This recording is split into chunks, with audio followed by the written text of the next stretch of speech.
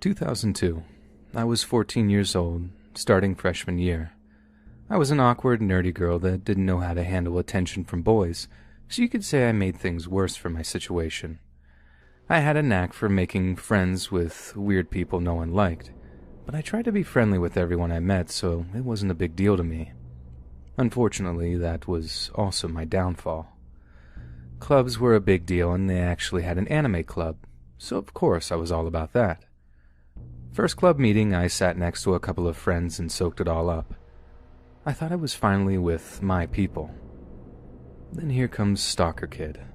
I'd use his real name, but to this day I have no clue what it is. He sat in front of me, and being that person, I said hi. I could tell he was uncomfortable and didn't know anyone, so I was just being nice. And boy did this guy cling to me for that one word. At first, he would just find me during lunch and just stand there mumbling things to me. He had such a soft-voiced, high-pitched, mousy little guy that you just felt unnerved when he spoke to you. The way he would look at you as he spoke, I could never look him in the eyes. After a while, it became more asking about my personal life and what I was into. Me being dumb and naive, I tried to be friendly and chat while feeling incredibly uncomfortable. After a while, my friends and I would move to different tables, benches, and even hallways to avoid him, but he always found me. After about a year of this, my best friend finally told me that if I didn't tell him to buzz off, he would.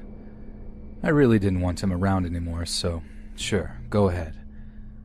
So one day during lunch, here comes Stalker Kid with his signature greeting, barely above a whisper, "Hey," to my name. My buddy just goes, "Dude, she's not interested." Looking hurt, he shuffles away.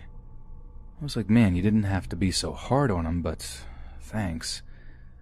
I didn't see him much around school after that, except for club days where he would just sit across the room and stare at me while my best friend glared at him. Cut to me being 16 and driving now, minus the awkward club days, I didn't really notice anything from him. That is, until an old gray, beat-up car started parking next to me extremely close. One day after school, he was waiting for me in that car. He started asking me how I'd been, what about prom and all that stuff. I was trying to rack my brain on how he knew that was my car unless he had been watching me before and after school.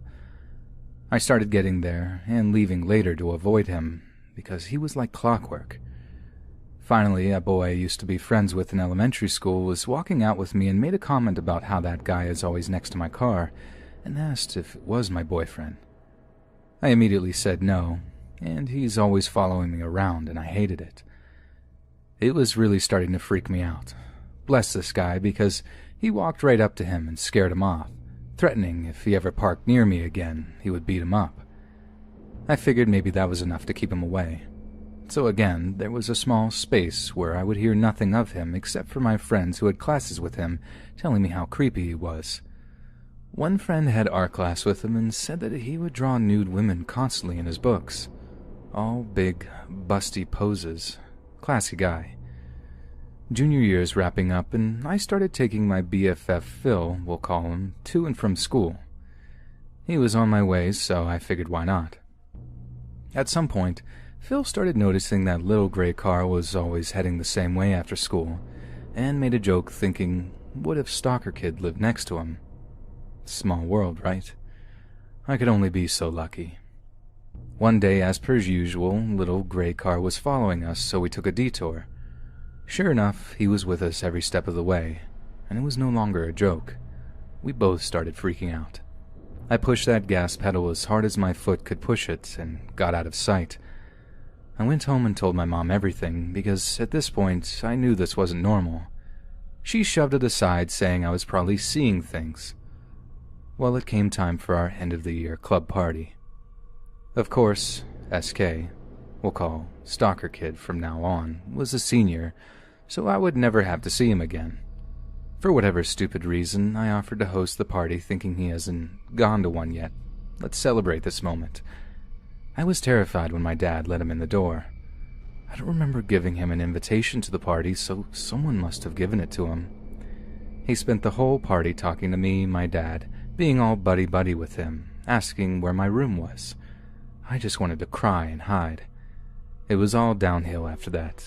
I remember there were days where I would hear a car pull up outside my front door, and my room having a window that saw the front, I would call my buddy Phil and peek to see if it was him.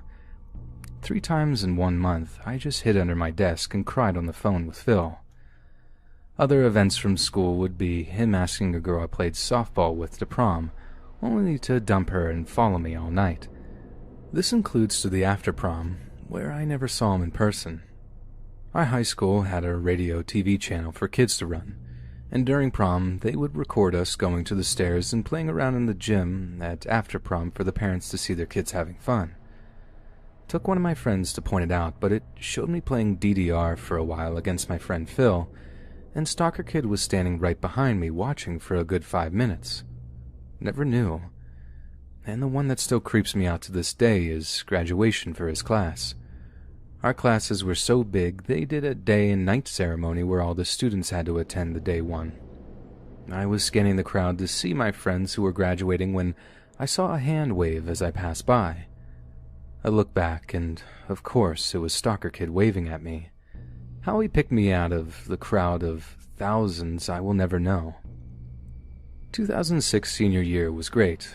No signs of creepy Stalker Kid to the point where I kind of forget about him. I graduate, choose a college in town, get a job at a local retail store, and move on. Life was beginning to be normal. I work the gaming department, so you get the weird randos once in a while.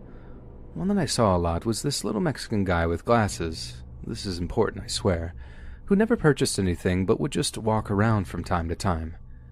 Then, this Stalker Kid comes strolling in the doors and walks into gaming and just talks. I asked how he knew I worked here.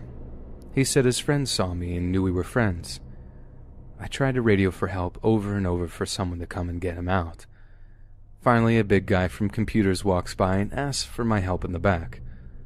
Once he pulls me to safety, I tell him everything. From that point, security is aware and is told to watch for this guy. Of course, he wasn't doing anything physical, so all they could do for me is watch out for him. So every time he came in, they would walkie-talkie me, and I would dip back to the warehouse. I started seeing his friend, who we'll call Ninja Friend, constantly, and all he ever did was walk around on his phone. I began to suspect he was texting Stalker Kid to tell him I was at work, because sure enough, 10 minutes later, he would come in too. So I tested this theory and started walking randomly around the store.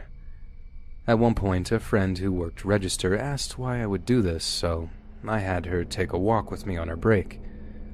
I told her this ninja friend would follow us everywhere, even just going down a random aisle. Sure enough, he did, and she began freaking out. A few minutes later, I told her my stalker would walk through those doors. Again, sure enough. So I'm making my way to the warehouse, and out steps Ninja Friend from an aisle and says, "She's right here." I just stared at him like, "Who do you think you are?" Stalker Kid walks up behind me and asks why I'm always running away from him, and, he lost my number and asks if I can give it to him again. I say, knowing good and well I never gave it to him, sure. I go to the warehouse, "Right, this is where I work, don't ever come here again," and hand it to him, glare at his friend, walkie-talkie security about him, and sit in the warehouse and about break down. Security tells me later that he also cried while they took him out. Later that day, as I'm leaving work, security offers to walk me to my car. This, of course, isn't the rules, but friends caring about friends, so I say sure. Stalker Kid is out by my car, waiting for me, so this is where security says forget it, and calls police, which are conveniently next to their headquarters. He books it when he sees the car. Now a few years go by. Nothing comes up. I buy a fancy new car and don't see him much. I'm thinking that did the trick, and I'm finally free. My buddies and I are leaving work, ready to hit a night at the bar per usual, a Thursday deal. We're all walking out the door, where we all have to stand and wait to hear the alarm sound to verify it's armed. As we are walking out, I hear it. The awful sound. "Hey." I cringe, grab my friend's arm, and turn. There he is leaning on his car, waiting. My friend recognizes him and asks him what he wants. Guy says he just wants to talk to me. He didn't ever see my car, so he didn't think I worked here anymore. His other friend is sitting in the back seat of his car, just staring at me blankly. I start to think the worst. If my friends leave me here, my gut tells me I'm not coming into work the next day, or ever. I'm terrified that he's had years of time to think about our last encounter where I wrote my number down and made him cry. I grab my friend's arm tighter. My friend goes off, pretends to be my boyfriend, and rips into him. My friend is about 2 feet taller and much, much bigger. They get into it, and I'm just standing in the parking lot, and I'm a terrible person for this, but I'm sure you understand at this point, thinking, please, beat him up. He spooked stalker kids so bad that I'm pretty sure he peed himself before getting in his car and booking it. Ever since, if he comes into the store, my friend stares him down from his office, and he leaves. Never has bought anything in all these years. Years later, I've moved on, gotten married, and moved out of town. Recently, we moved back to start a business, and to this day I still feel myself looking behind me at stores just in case I randomly bump into him. He caused me to have anxiety, mental and emotional pain, fear, and trust issues for a decade. Even after moving on, I still feel the effects today, and I never even knew his name.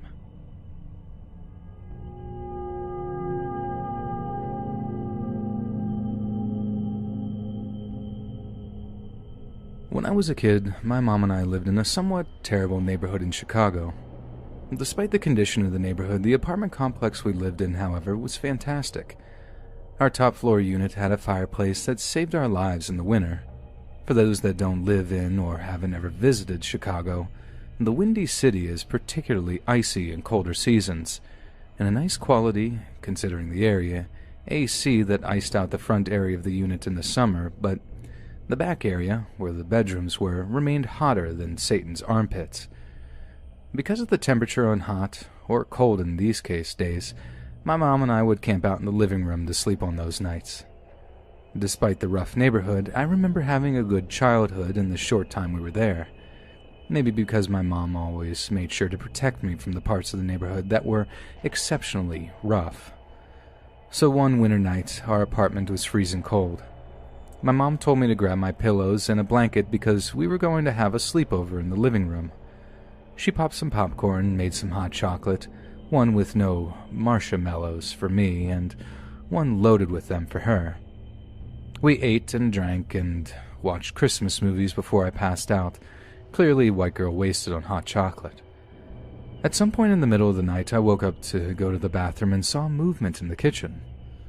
I don't know if it was because I was stupid tired or oblivious to what was going on, but I called out, "Mommy?" even though she was asleep on the couch next to me. The person who I soon realized was a guy because of his huge stature and lack of hair under the mask he wore, walked over and crouched down to eye level in front of me and whispered, "Shh." I simply shrugged, went to the bathroom, and came back to the living room to go to sleep. And that was that. The guy was no longer there, and the door was left slightly ajar. I chalked it up to one of those lucid dreams and filed it away in my repressed memories. I do, however, remember moving the next day into my grandparents' place for about a month until we found something, but because I was so young, my mom never told me why. Not until I was grown, at least. The topic of the apartment randomly came up in conversation, and I offhandedly told her about the dream I remembered I had. This is the terrifying conversation that ensued. Did I ever tell you about the weird dream I had? No, I don't think so. What dream? After I told her, she went pale as a ghost. Now, my mother is a dark-skinned black woman, so seeing her go pale scared the life out of me. That wasn't a dream, sweetie. That really happened. Now it was my turn to go pale. I felt my stomach fall out of myself and stared at her like, "Speak, go on. Why are you silent, sis?" I woke up in the middle of the night and this man was standing above me, staring. I remember immediately demanding, "Where is my child? Where is my child?" I tried to get up, but he growled. Yes, growled, then whispered angrily, "Don't move." At this point, I started tearing up. I saw the fear in her eyes, the utter terror of thinking something had happened to her only child. I hated seeing my mom so upset. It's been just us practically all my life, so to imagine her having to move herself and a young girl out of a neighborhood from sheer terror is hard to say the least. The man just continued to stare at me. He rushed out of the apartment when he heard you flush the toilet and left everything he was going to steal. The next morning I packed up our stuff and we went to live with Nana and Papa. Child, I left all the furniture, plates, silverware, TV. I just got our clothes and got out of Dodge. But because we vacated the lease, it kind of effed up my credit, but I couldn't imagine sleeping that place another night. We just sat there in silence, freaking out because of my dream, which happened to actually not be a dream. It was all too real. I'd say it was simply some addict trying to make off with some stuff, but why walk up to a child and tell her to be quiet instead of just leaving with what you already packed? Why stare at a woman, making her lie still in place, then leave when the kid comes out of the bathroom? Just why?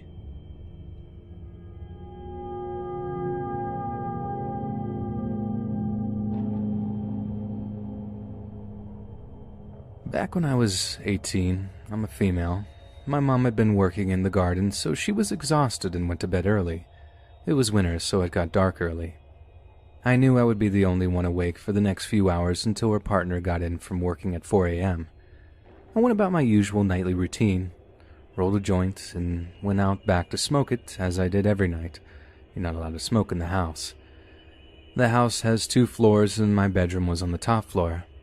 After I had my smoke, and I went back upstairs and continued watching whatever. About an hour later, I decided I would have one more joint, then head to bed.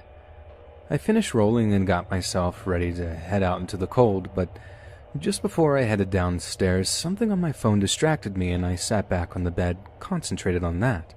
When a minute or 2 passed, I heard a loud bang from downstairs. I thought to myself, it's just my mom's partner coming home. Then, seconds later, I realized I didn't hear the front gate open, didn't hear the taxi pull up outside, didn't hear the front door open. My cat is on the bed next to me, so it wasn't him, and my mom is asleep next door, so what was that bang? So I grabbed my taser, which looks like a Nokia phone that my mom also didn't know about, and stick it in my dressing gown pocket and go into my mom's room. Normally, she is such a light sleeper, but because she was tired from gardening, she slept through the noise. I wake her up and tell her what I've heard. She gets herself ready, grabs a metal pole, and we head downstairs. I insisted on going first because, in all fairness, my mom is like 5'6", 130 pounds, has MS, and is holding a flimsy metal pole. I figured my taser would be a little bit better should we encounter anyone. Looking around, everything seems fine. However, the last room we check is the bathroom, which is on the ground floor, to find that the window that sits just above the bath is wide open, and our 2 1-liter bottles of Tresemme shampoo and conditioner, which were on the windows, have been knocked into the bath, creating the loud bang. Of course, we're like, how could this happen? The wind, maybe? Obviously not. We were just really scared and trying to make ourselves feel better. It's like 2:30 a.m. at this point, and my mom calls her partner to tell him someone has just tried to break in through the window. To please come. His response? It's probably just a fox or something. Close it and go back to bed. You guys are just being paranoid. What? So well, you're no help. So we make sure everywhere is secure and call 101, UK's non-emergency police, to report it. 5 minutes after calling, 4 police cars and dogs all turn up. They look around, then come to the door and ask the obvious questions. After doing a walk around the house and area, they come back again and ask, do we usually keep our plastic garden chairs under the bathroom window? No. The police advise us that a dodgy gang have been going around the area and trying doors, etc. to break in and steal whatever. They must have taken the garden chairs to stand on it to help them get in.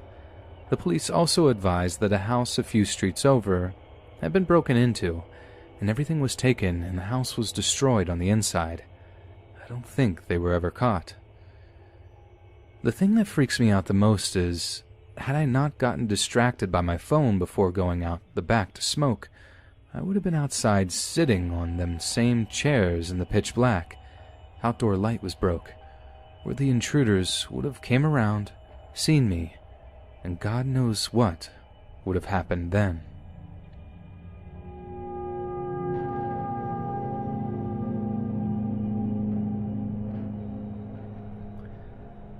Growing up, I always visited my cousin who lived in a not-so-great neighborhood.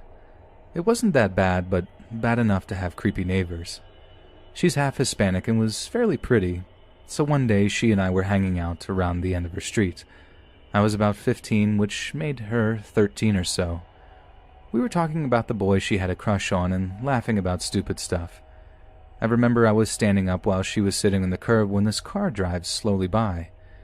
We both look up and it's this Hispanic man, probably in his 30s.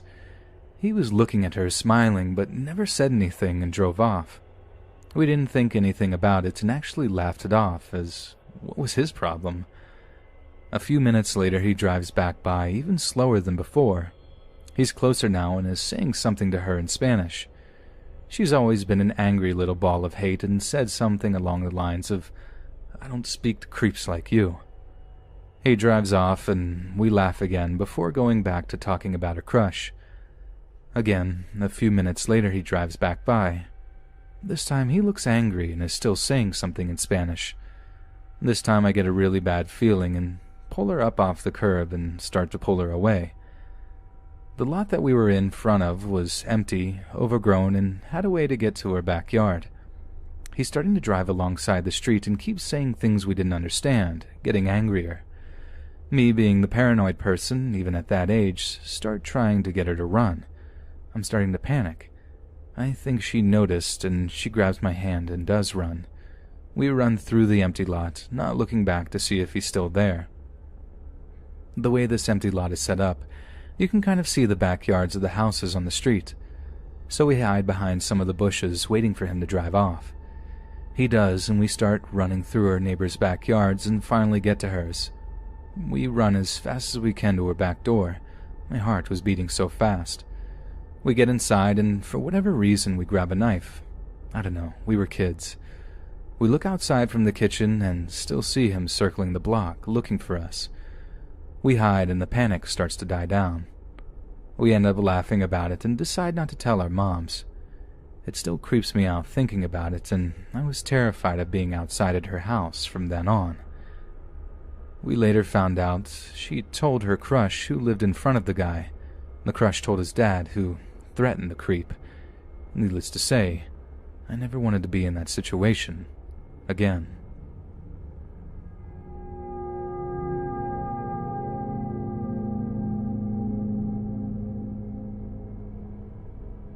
This happened in May of this year, and honestly, I need to get off my chest. For context, I'm a 19-year-old girl, but everyone tells me I look younger. This particular day I was walking home in the afternoon, around the time children leave from school, on what was supposed to be a busy road. It was eerily quiet, but nothing was unusual. I was talking to my friend with headphones on and felt comfortable alone. As my friend suddenly went quiet, I realized my phone had died. I looked a little further to see a lay-by where a cab was parked, which isn't unusual. Sometimes cabs will park there so they can sleep on a break. Despite my headphones, I could still hear a car behind me pick up speed as I approached this lay-by. And the next events unfolded within a matter of minutes, though it felt much longer than that at the time. This, for some reason, made me pay attention. I'm not sure what it was, because my area is known for people racing in cars, but it nerved me. I was right to feel this way because the guy in the car began making hand signals. I was really anxious at the time and was trying not to look, but I think he was trying to get me to come closer. I guess he got annoyed when I began to pick up pace, because he quickly pulled over into the lay-by, a little bit behind this other car, and got out from his side to the pavement. I began to pick up pace again, half running to get to the front of the other car. I got a good look at the guy as he stalked towards me. I'm a fan of true crime, and I often find a lot of the most evil people will look charming or harmless, like you would not be able to tell at all. This guy was not like that. I think that's what struck me originally and why this moment sticks out in my mind. He looked like he was in his early 40s, balding at the top of his head except for ginger hairs at the sides. His eyes seemed like light blue hidden behind those glasses. His shirt was blue, and I remember, I don't know how, it seemed stained at the top, just beneath the neck. He looked like a slob. I can't really remember what else he wore. I think shorts maybe, but it isn't really important. I also saw slightly into the front of his car before he had gotten out, which seemed like it was full of trash. Anyways, as he approached me, now also half running, I just got in front of the other car and went across to the crossing. I honestly can't remember the other guy's reaction, the car in front, I mean. I don't know if he saw all of this happen as he was in front, but I do remember hoping that he was watching me so the other guy felt like he couldn't grab me. The guy following me gets angry and gets back into his car, slamming the door. I'm at the crossing now, which was just in front of the lay-by. I watch him speed down the end of the road as I cross to the other side. At the end of this road is a roundabout, and I was terrified that he was going to turn around the road I was now walking on, where there were no cars, hidden by a shrub at the crossing. I start running to the bottom of the road so I can get onto the one on the right, which is usually busy, not really paying attention. I can't see this car, and luckily there are a bunch more, so I continue walking. My phone is dead, so I'm freaking out. I'm also, in my head, downplaying the experience already. As I reach the end of the road, I can see my house and I begin to cross it. Behind the line of cars, I see this guy's car again. I don't even know if he saw me. I don't know if he saw me enter my house. I called the police to report this guy. They really weren't helpful, saying things like, "When it happens again, get the license plate." After I told them, I had to run. They did put out a warning, I think. What freaks me out the most is what I learned after. I told my friend, a different one, and she had the same experience 30 minutes earlier on another side of town, but she didn't see the guy. The next thing is the string of disappearances in the surrounding areas. I sometimes see a girl's missing poster on my way to work. She was in my year at school. We have a mutual friend. I'm not saying it's the same guy, just the coincidence made me a little more nerved. The last thing I considered was that it looked kind of like I was wearing a uniform. I had come from work, so black skirt and white shirt. Was about maybe 10 minutes away from a school at closing time. I don't know if this guy was looking for kids, but it just really freaks me out.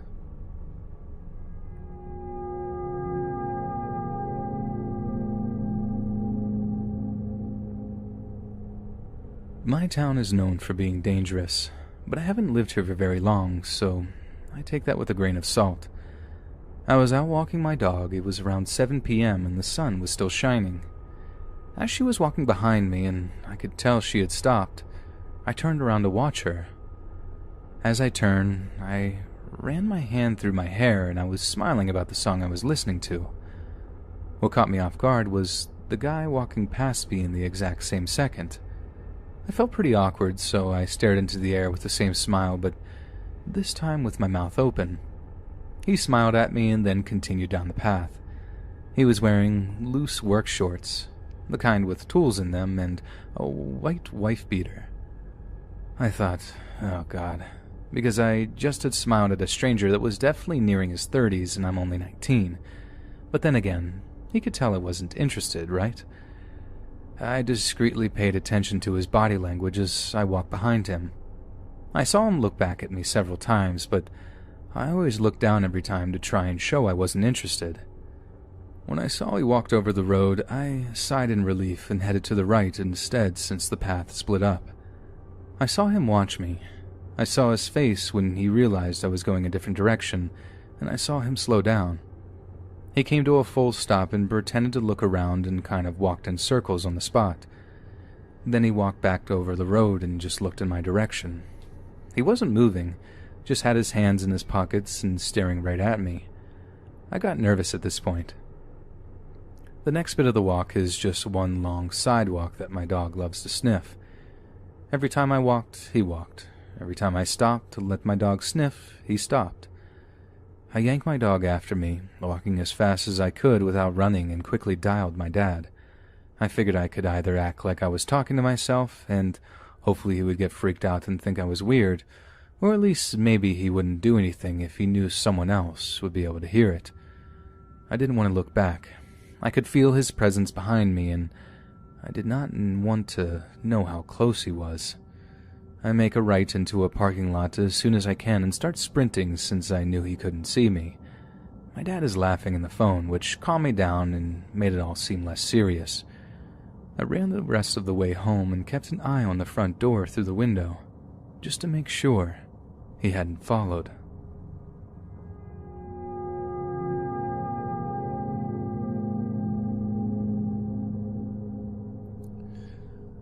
Before going to high school, I went for 8 years to a school in my neighborhood.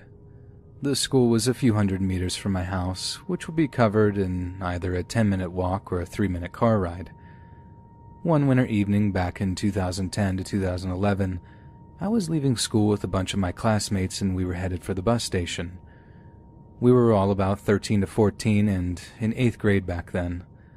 Among those classmates, there was a friend who lived one street away from me with whom I'd usually walk to and from school.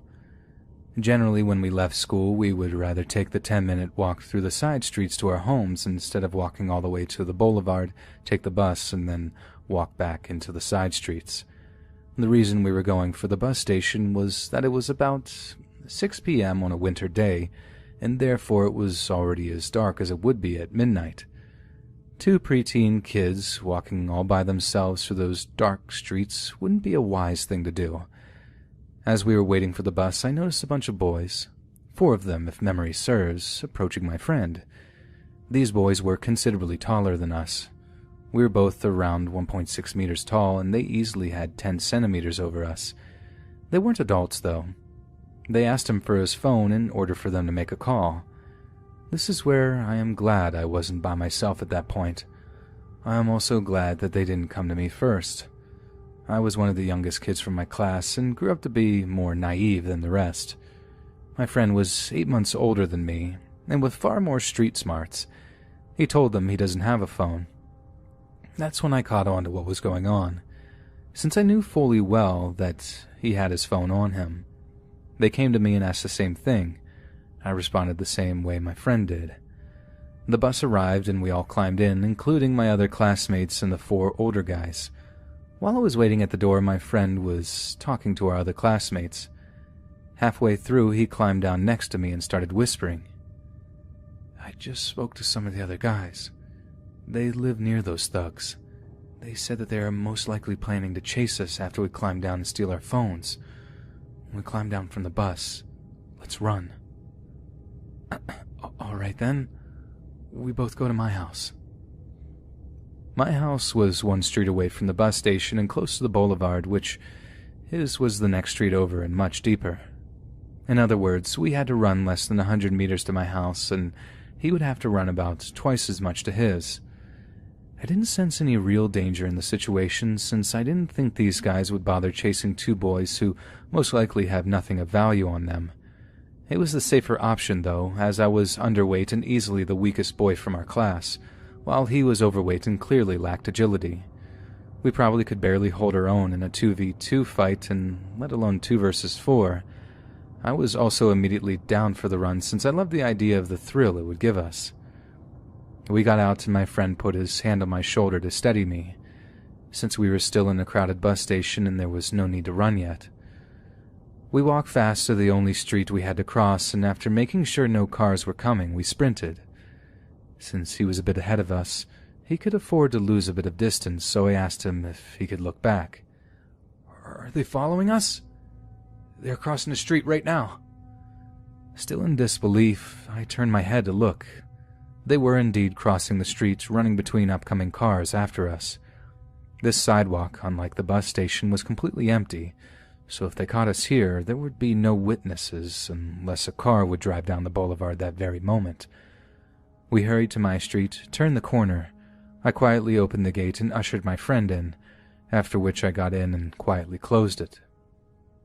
We stood there, in the shade of the trees in front of my yard, watching the street-lit boulevard through my fence. I made sure they didn't know where we went. They searched the crossroad and stopped.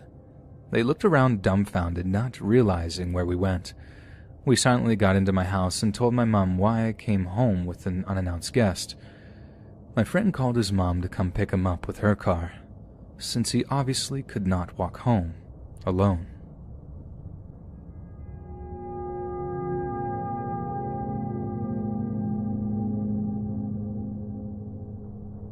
Quick background. My sister and I work at the same place. We work at a golf course. I've been there for 3 years and she's been there for 2. Overall, it's a great job. I like 96% of the staff. We have one guy, I wrote about him earlier, that was kind of a pain. Thankfully he straightened out and has gotten it together. And this story is about a different guy. To be honest, I have no clue what this guy even does for the golf course. All of what I'm about to tell you leads up to what happened with my sister. He told me he worked there, but I was just recently informed he didn't actually. This guy, about early 40s, was nice to me when I started working there. We had good conversations, but at the end of last season and the beginning of this season, something felt off.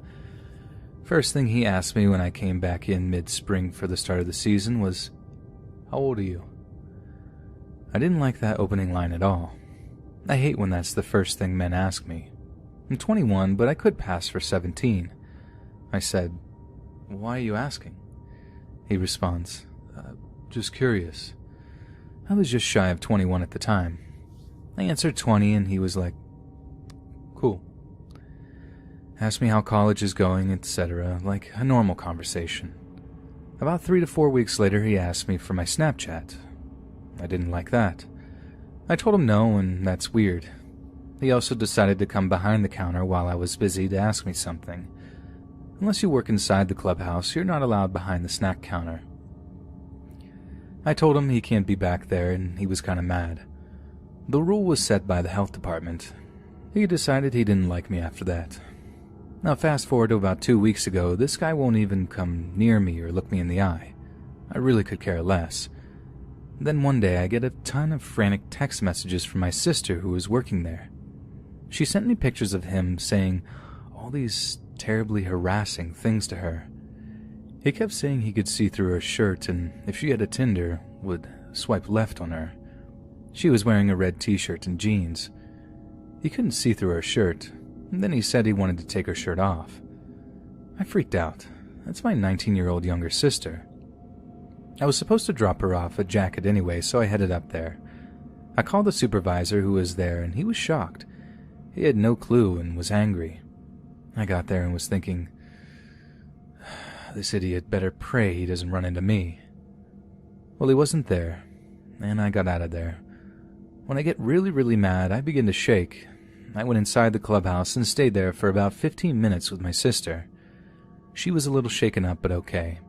She was more shocked because she says he's never hit on her or anything. She said he used to confuse her for me. This idiot also said, "Oh man, your sister's really mean." My supervisor was not happy at all and said that he would deal with it. Well, he did all right, and it was pure gold. We have 2 guys, one in his 20s and one in his early 30s, that work at the golf course too.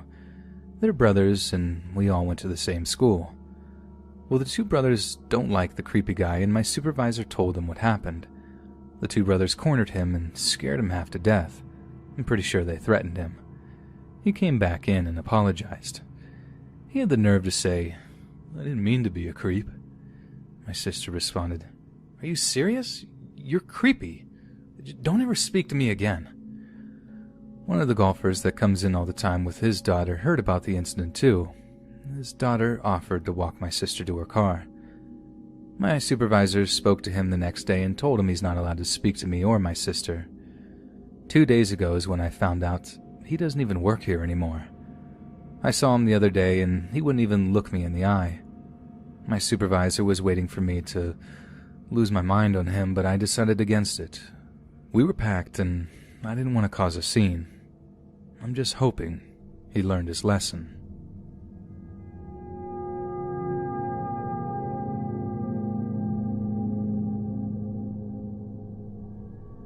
This is by far the scariest thing to happen to me.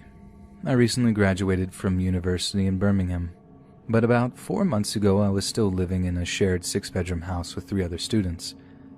Myself and another student, Shauna, had been staying up late for weeks doing coursework together in the living room and listening to Sleepy Masquerade permanently.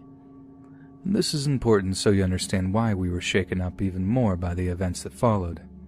Our entire house had decided to go to a local pub earlier in the night one evening, and then we returned around 11 p.m.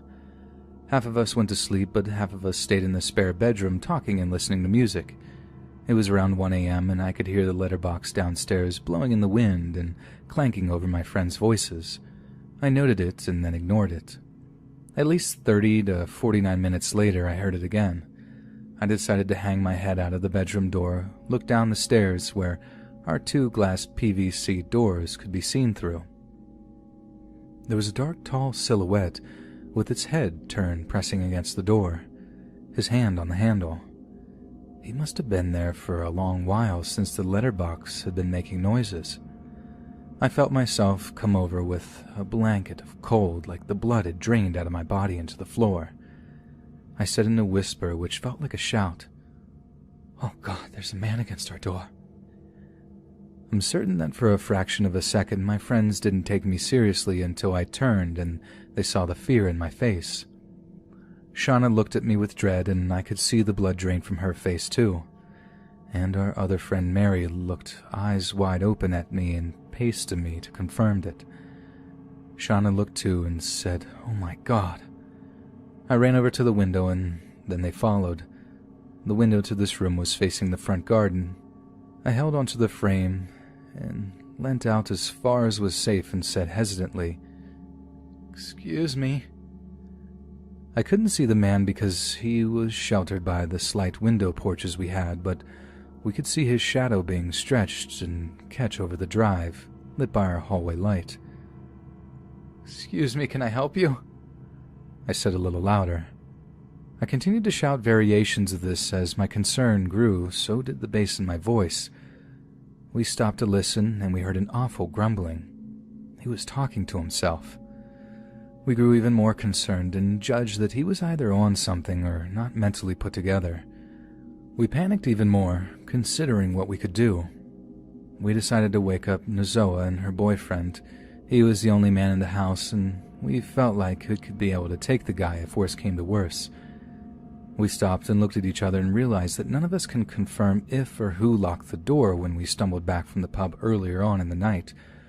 We had a street door and a front door. The front door was wide open, and street door possibly unlocked. Nozoa's boyfriend was panicked by our sense of panic. Him and Mary took control of the situation. Gathering courage to run downstairs, they decided to shut the front door and lock it. His hand was on the street door handle, and we didn't know when he would try to open it. Shauna was on the phone with the police at the same time. I ran and hung out the window again and noticed the man stumbling away from our drive onto the next house's drive. I alerted everybody, and as I did, I realized he was trying to let himself into next door's house too. I panicked because I was sure I heard the sound of their PVC door handle open. Fortunately, I was wrong. As we grew in concern and told the police this information, he continued to try every house for around 3 houses, before disappearing from the sight of our front window. After we all debriefed from the event that just unfolded and refolded, everybody went to their rooms. Me and Shauna stayed in the same room that night and didn't sleep for quite some time.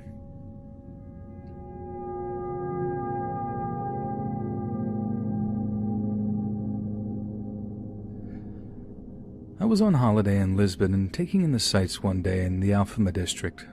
I stumbled on this beautiful terrace garden on the side of a cliff face. I have a thing for Portuguese mosaics, and this terrace had a huge mosaic on the side of a building I just had to see up close.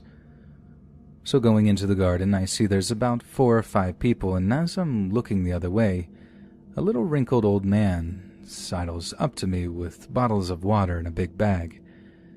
He asked me in broken English if I'd like some water, and I said, no, I'm fine. To be honest, if I was in the driest desert dying of thirst, I would have refused that water.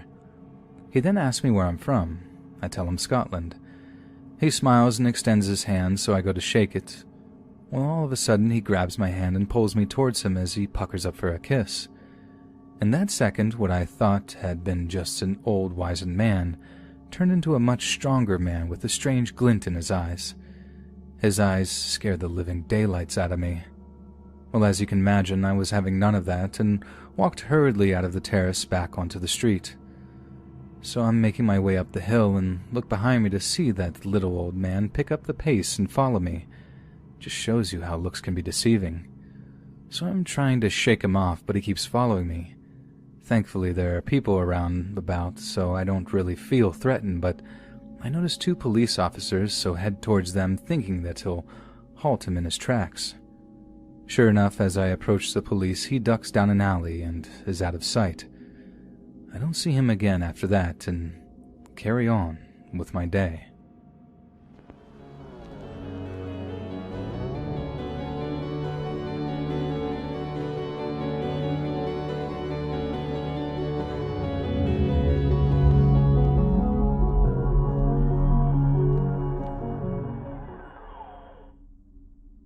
I remember the first time I came across the term yandere. I remember exactly where I was, exactly what I was doing. It was on one of my visits to a seedier part of Reddit that I came across on R Forever Alone Dating, a post from a girl looking for an online companionship. She seemed charming, and the picture she attached proved she was very attractive. I remember how she asked respondents to put the words green bean in their message somewhere just to prove that they read the full post. I don't know, I thought that was cute, so maybe it wasn't the brightest thing I've ever done, but I fired over a message asking if she was interested in getting talking.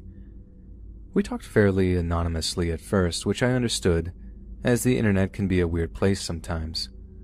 But the more we talked, the more candid our conversations were, and by the time we revealed to each other just exactly where we lived, we were shocked to find out we both lived in the Northeast. Not only that, but we were only 100 miles or so apart. It was round about then that she began to act a little reticent, being late to reply to messages, generally not seeming as enthusiastic as she has previously. I asked her if anything was wrong or if she wanted to talk about anything, and she replied that she did in fact have something on her mind. She went on to tell me that she was feeling a little anxious because she was starting to like me quite a bit. Honestly, I didn't quite understand what she meant. I was starting to like her a lot too, but I was just happy about it. There were no reservations. She explained when she really liked someone, she could get a little intense. That was the word she used, intense. When I said that didn't really bother me, she changed her choice of words, switching out intense for obsessive. She told me there was a Japanese term for girls like her, yandere. I didn't know a thing about Japanese culture. I didn't care about anime or anything like that, so I just figured she was just interested in the culture. I didn't stop to question exactly what the word meant. Now, any self-respecting guy would have walked away right then and there. But let's just say I've never been the most successful with girls, so when I heard obsessive, I just figured she'd be loyal and attentive. Sure, it might grate on me from time to time, but a girl that was obsessed with me would surely never cheat. That had happened to a friend, and it had a serious effect on his mental health and self-esteem. By the time we were organizing our first meetup, we were throwing around the idea of a long-distance relationship, reassuring ourselves that we could see each other on weekends, alternating between her traveling and me traveling. I was a little nervous as I packed up my things for the train ride out to a major city that was roughly halfway between us. Nervous, but excited. I never had a relationship with a girl that had been this consistent. We talked every day and she actually seemed to really like me. I just hoped the chemistry would be the same once we met in person. But to my relief, it was. She was an absolute dream to hang out with. All our little inside jokes and private thoughts hit their mark, just as I hoped they would. However, she did display some pretty unusual behavior. She seemed to find it difficult to maintain eye contact for any prolonged period. Also, when we went out to dinner on the first night, I was initially confused when she apparently refused to interact with anyone but me. When the waitress asked what she liked to drink, it's as if she just shut down, staring at the table or occasionally shooting me a look. I actually had to order for her the entire time. She'd tell me what she wanted, but then it'd be down to me to get the attention of a server to ask for that particular thing. I figured it was just because she was shy, which, I don't know, I just found extra cute. It wasn't until after an emotional goodbye that things started to get weird. We'd gotten into the habit of calling each other every night before sleep, but these calls started coming from her in the middle of the day at times when I was busy. But whenever I tried to explain that I couldn't talk, she'd always get really salty about it, becoming increasingly angry every time I told her I couldn't talk. I was heartbroken when she accused me of being unfaithful.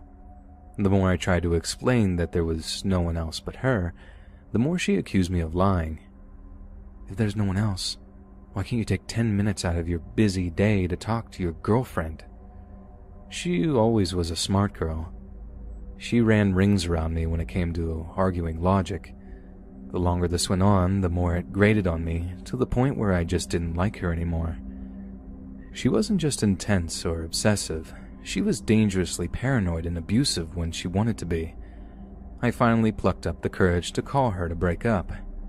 Needless to say, she did not take it well. I went no contact almost straight away, blocking her on social media to make the period of separation less hard on us both. It hurt, but I knew it was what she needed.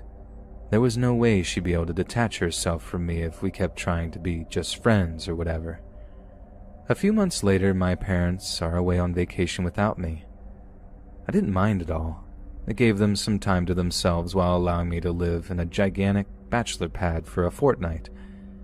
It was all going fantastic until I awoke one night to find that someone had broken into the house. First thing I did was call 911 from my bedroom before venturing down the stairs with a baseball bat in hand. I had no idea what I was planning to do, maybe just scare the burglar, but I was absolutely terrified as I crept down the stairs.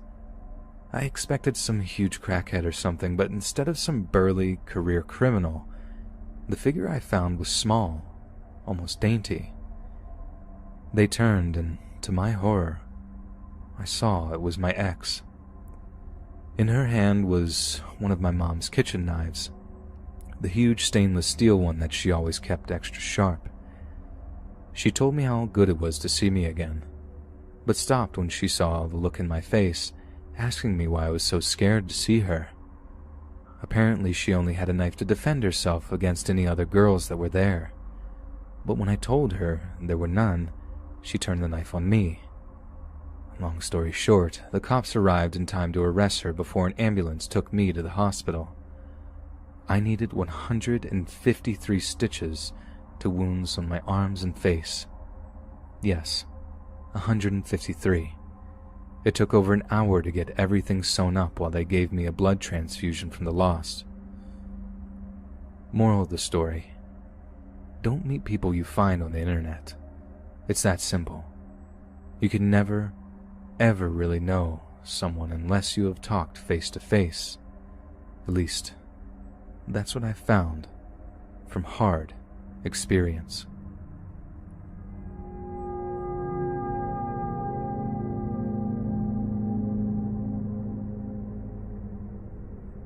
I actually met the girl who turned my life upside down twice before she became my stalker. A friend and I had wandered down to a local chain pub on a summer's day to watch football. You know, the kind that attracts 30-something singles with cheap cocktail offers while still masquerading as a sports bar. Our team lost, so we stayed an hour or so after full time to drink away the disappointment. That's the first time we met. She recognized me as being on the same dating website as her and so introduced herself. She seemed charming enough, and we enjoyed each other's skewering commentary on the fickleness and desperation of online dating. There was absolutely nothing to give me a clue as to her true character. No thousand-yard stare, no deranged cackling to tip me off that she was any way mentally unbalanced. We swapped phone numbers and arranged to see each other over drinks the following week. The second time we met was just as delightful as the first. We each found it deeply amusing that we'd invested so much time in Tinder and dating sites, only to meet by happenstance in the flesh. She seemed to really like me, which I must confess was as flattering as it was refreshing. We hit it off in a big way, and at the end of the night, I asked if she wanted to come back to my place for coffee. We slept together, and it was incredible. But then, having known me for all of a few hours, she told me that she loved me. It came as sort of a shock, but I laughed it off back then. Only I really shouldn't have. From the moment Glenn Close boiled her first bunny, popular culture has been fascinated with the female stalker. As with most, if not all, cinematic archetypes, they become an object of humor. They became funny, adorable, misguided cranks, deluded but charmingly harmless. Women stalking men was such an absurd concept that it didn't take long to become overtly comical. But I have to admit that I haven't found much of the last 3 years particularly amusing, as my stalker ended up comprehensively boiling my inner bunny. Although it was funny in the first few months when she chased me down the street on foot as I cycled home from work, I had fun sharing her voicemails with friends, her whiny, immature tone causing us to crack up. The fact a grown woman could make herself sound like a toddler was genuinely hilarious, but the joke wore very thin very fast. It stopped being funny when she threatened to counter-allege that I had drugged her and assaulted her if I went to the police with a complaint. It also wasn't especially amusing when she did exactly that, then posted extensively on social media detailing the night I apparently abused her. I only found out she did that because she tagged me in the bloody post. My friends list halved overnight, my inbox filled with hate and bile-filled messages from total strangers. But the ones that hurt the most were from friends and relatives. I couldn't believe they'd taken the word of someone they'd never met over mine. Even the ones that offered a little comfort implied that if you're guilty, then fair enough, you should be punished. It was like they ignored every word I'd said about being completely innocent of the accusation. Long before the days of #MeToo, it was downright infuriating when I found that, while she immediately got free legal advice and counseling as a result of the nature of her fabrications, I was left to my own devices for 5 long months with the allegations hanging over my head. By the time I was cleared, I was a depressed, borderline alcoholic, insomniac, terrified of his own doorbell. Not very funny. I even had male police officers laugh at her loopy voicemails, only this time, I wasn't laughing like I'd done with my friends. I don't blame them though, in fact, I get it. Most people in my experience cannot help but find the idea of a man living in fear of an obsessed female stalker faintly amusing. I had one girlfriend, now an ex, tell me that I had to man up, as if I could somehow puff my chest out and produce the magical instant cure to mend a profoundly disturbed woman. As if any forceful action on my part wouldn't end up with me in even more trouble with the police. The reality of being a stalked man is a mixture of grinding tedium, of disturbed sleep, violent nightmares, and isolation. Your first instincts may well be to attempt dialogue with your apparent stalker, but eventually you come to realize that you may as well be trying to bring reason to a small child. Attention is something they crave, so any instance where you actually do acknowledge them, even if it's begging to leave you alone, is seen as a kind of admission that you want to talk or see them. And above all, it becomes apparent that it's down to you to create your own case. So your life becomes one of logging missed calls, taping voicemails, transcribing texts, and having a camera phone ready to record every time you enter the door. Visits to the police station are frequent and time-consuming. Being stalked is a massive pain. One day in the future, I hope to God that I may be able to laugh about it all. But the current reality is that my stalker forced me out of the home I had lived in for 5 years, left me with deep trust and anger issues, and nursing post-traumatic stress disorder, which will only subside as I put time and distance between me and her. And I have to pin my hopes on the notion that when I agreed to her being merely cautioned for harassment on the basis that she agreed never to try to contact me again, she was telling the truth. It feels like I might be asking for a little too much from someone so awfully disturbed. This was way back in the summer of 2010, and you might be relieved to hear that I have not heard from nor seen her since. I've received messages telling me how rare it is to read admissions of this kind because everyone else who has tried found the process too upsetting. People have asked if I'm worried that it will provoke her into fresh activity, and that question, I must admit, does make me laugh, because there is nothing left that she can do to me.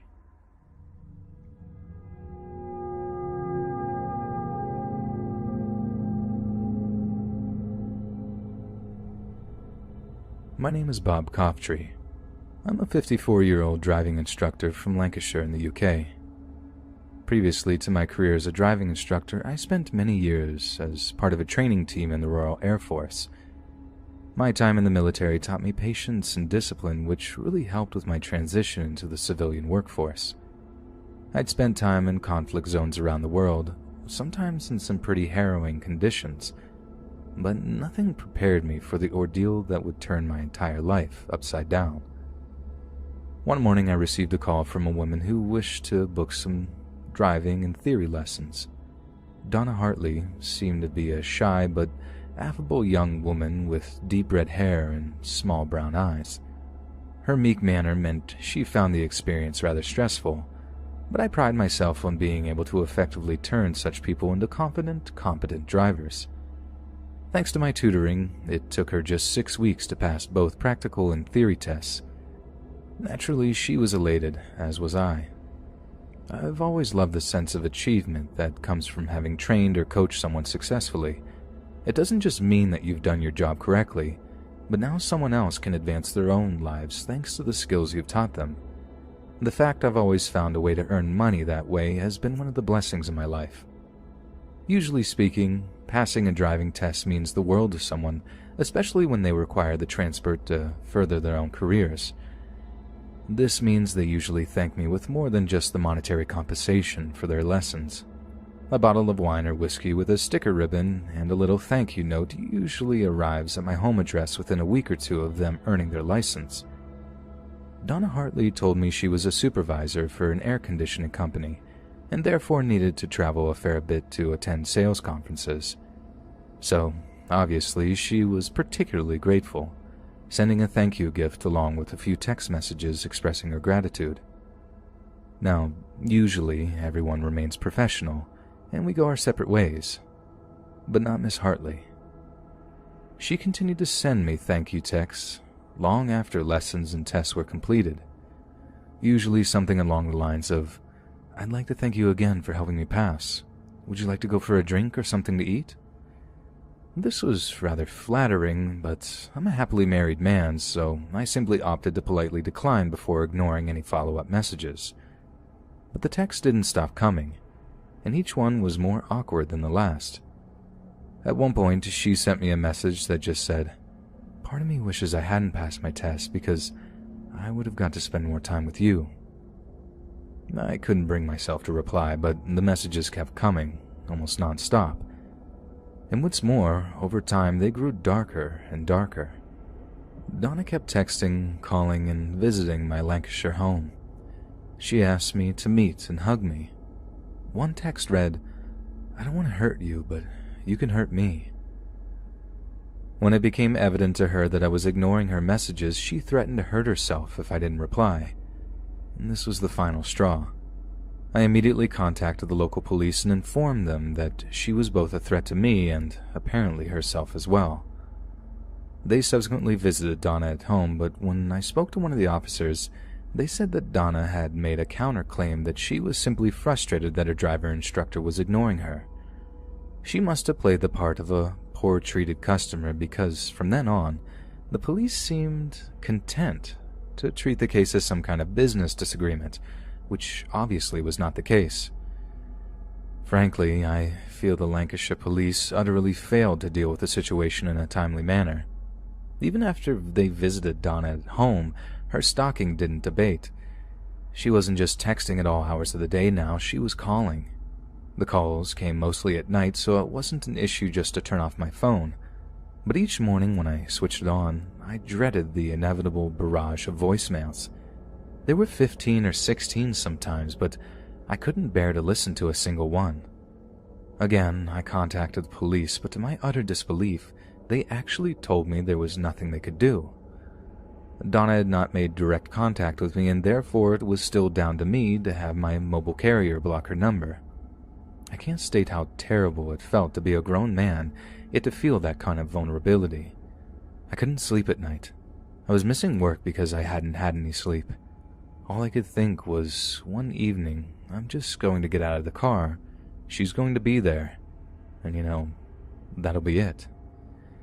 At one point, I was at home during the weekend, alone, when I began to hear some incredibly loud music from outside in the street. It was irritating, but I just assumed it was teenagers and they'd cleared off after a while. But then my phone buzzed on a countertop with a text message from an unknown number. "Follow the music," it read. Confused, I headed to the front door, wandering out into the street with my phone in hand. There, parked around 50 feet away, was a silver Nissan, blasting some sickly romantic music from open windows. I didn't need to see that streak of red hair in the driver's seat to know who it was. When Donna turned and smiled out of the window at me, I turned and rushed back into my home, locking the doors and windows before calling the police. But yet again, Donna seemed to get away with little more than a warning. A few days later, I was again at home alone when she texted me from yet another unknown number telling me she was outside. She said she wanted to talk, that she'd followed me home, and would keep doing so until I finally gave in and talked to her. She rang my doorbell repeatedly, banging on the door. She then phoned me 8 times while she was outside, ranting and raving about me having the nerve to treat her that way. I phoned the police again, and within a few minutes a police car arrived, and they arrested her on suspicion of harassment.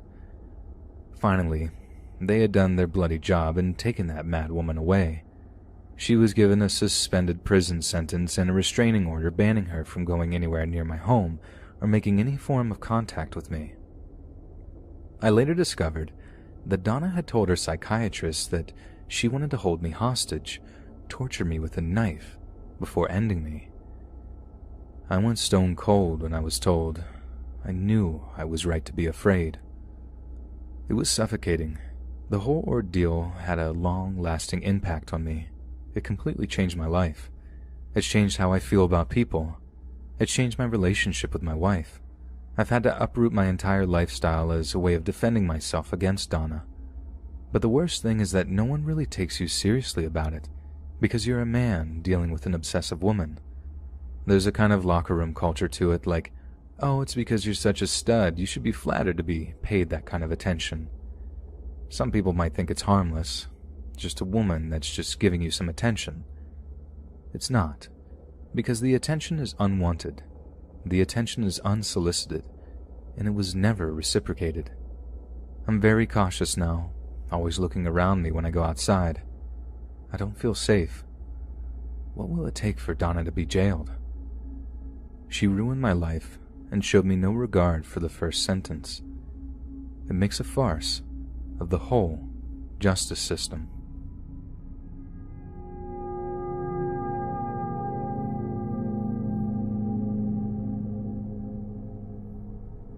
My name's Jackie. I wound up in Arizona after a road trip from Florida looking for, I guess, love. I was following the number 33. I used to wake up every day and every night at 3:33, so I kept following the number and I asked, why, self, why? Why am I following the number 33? So I spoke to a psychic and she told me I have the same birth chart as Jesus.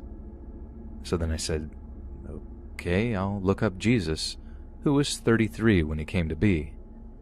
My left eye axis is 33.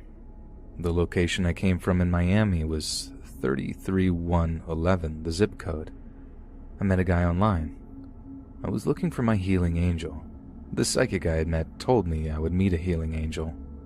So I was in Utah, Mount Zion, looking for my healing angel. I was at a bar, and I was talking to the bartender about the number 3. So I told him the story of how I came to be in Utah, the story of the number 3. He said, not to say anything, but look behind you. So I look behind me, and there's this giant number 3. I was like, are you my healing angel? And he was like, no, I'm not. And then I was like, okay, but maybe you're the one who's going to lead me to my healing angel. So he said, maybe you should go to Sedona, Arizona, which I had never even heard of. So I look up Sedona, Arizona, and find it's the 33rd most spiritual place on Earth. So I cancel my road trip, I cancel my trip to Mount Zion, and I decide to go to Arizona. I had never been there. So Isaac, my healing angel, texted me and he says, have you ever been to Arizona? And I was like, this is really weird, I just decided to go there. So I said, I'm not going to meet him unless God throws it in my face. So we start talking and I'm like, I'm not going to go there. Then he told me that he has the same birthday as me. So I was like, okay, I have to go meet him, because I told God that's what I have to do. So I go meet him. We have the same birthday. Our brothers are both named Jacob and David. Our fathers are both Egyptian Jews from Cairo. We're both vegetarians. And then I find out he does stuff with the Dead Sea. The Dead Sea has 33% salt in it. Walt Disney's club is called Club 33. The reason they're called this is because the location of Atlantis is inside the Earth. The coordinates are 3333. It's the soul of the Earth. A lot of the people have been asking me if I broke into my healing angel's home. I'd rather not talk about those things. I met him using the online dating site Luxy. It's the shallowest website ever where the rich men meet the pretty girls. People said I messaged him some pretty weird stuff, but I'd rather not talk about those things either. People said I texted them 65,000 times. To me, it seemed like more, but I don't deny that. It helped me gain all the information I needed to. Loving him selflessly brought this information because everyone just wants to take. But if you just give and you don't stop giving, even if you don't receive, you all of a sudden receive a lot. We went on 3 dates. I felt like I'd met my soulmate. Everything was just the way it was, and I thought we would just do what everybody else does, and we would just, get married, and everything would be fine. But that's not what happened. People have said that texting him 65,000 times was excessive, but love is an excessive thing. I get why people think I'm a little bit out there, but I'm not a crazy person. I'm the person that discovered love, the equation to light. Einstein discovered that the equation for light is E equals mc squared. To finish that equation, everything we see or touch is made out of light and the composition of the light that it's made of. A lot of people have said that my messages sometimes didn't sound loving, that sometimes they sounded threatening. But when you're finding love, not everything is perfect. This one was a real journey, and I want to apologize because no one could ever be more sorry. I would never have hurt him. I love him. So the rest of the equation is L equals 3.33, L equals 3.33 times E equals mc squared, and that's the equation of eternal love. It means one boy thing and one girl thing. The boy is the light that makes the love work really hard. We as women are supposed to worship the men, and they're supposed to lead us to where we're supposed to go. But instead, we all believe in the number 0.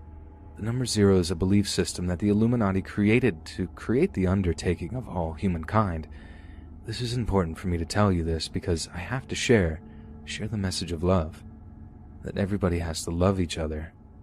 My healing angel is not a victim. I want him to know that I love him, that if he really wants me to, I'll leave him alone. People ask me about that over and over again, but I tell them they have negative energy and I don't want to talk to them anymore. There's no need to be negative when everyone should just be nice. I only want to be nice. On the dollar bill it says, she refers her undertaking New World Order in Latin, and the pyramid represents slavery while the third eye is the imagination, so everybody is essentially a Jew, and that's what the imagination is.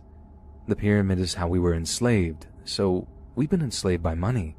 We enslave each other, a self-perpetuating cycle of enslaving each other and taking from each other and being selfish. In the past, if I've said something bad, I apologize. I want everyone else to be nice. I want all of you to be nice. If Isaac wants me to go to jail, I should be in jail. I appreciate that because I love him and I should know better. He is the light and I am the love. He knows what to do. I don't mind being in jail because I like everything and everyone. If I was released today, I would leave him alone. If he asked me to, I would.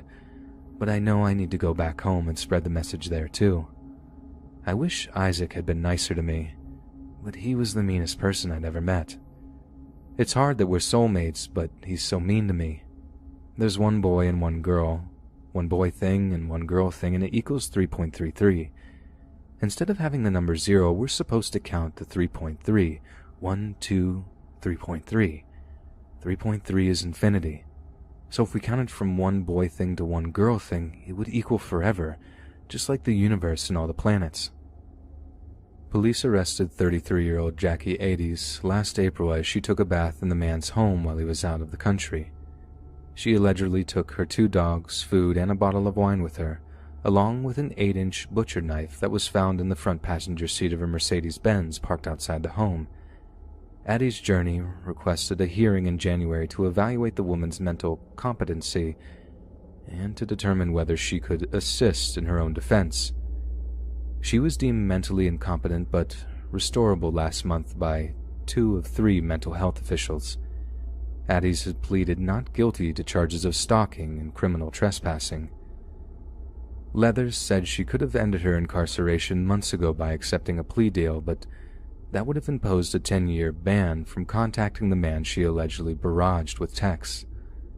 Addie's insists jurors will not only find her not guilty, but they also order that she and her alleged victim get married. What you just read above was her letter from in jail.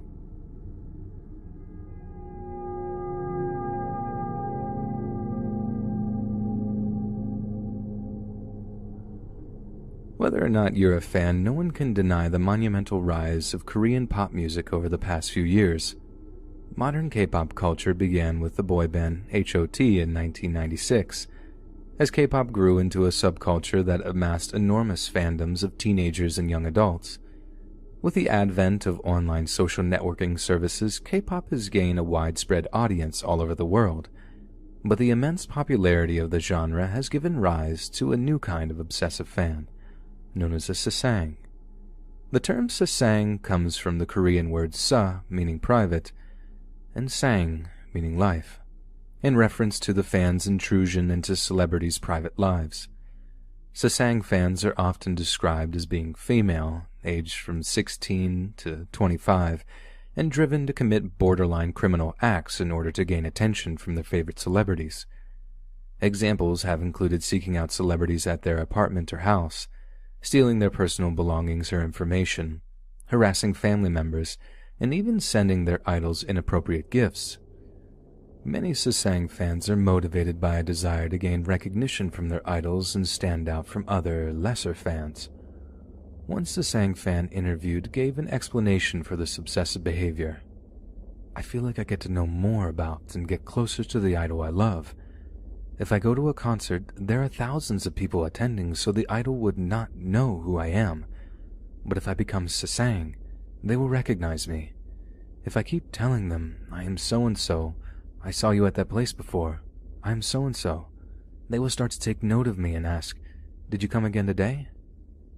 To sasang fans, being recognized by idols is a good thing. This burning desire for individual recognition from their favorite idols has been the root cause of some infamous sasang acts. Physical assault is one perceived way of being remembered. In 2012, a sasang fan repeatedly slapped Yu Chun of the boy group JYJ, justifying the assault by claiming that the idol would definitely remember her from then on. Sasangs have also used social media to form a network of contacts to help spread and share information.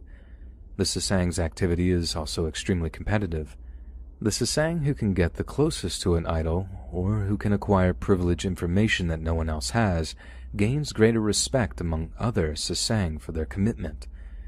It has been noted that Sasang fans will try to get jobs in industries so that they're closer either to their idols or to information concerning them.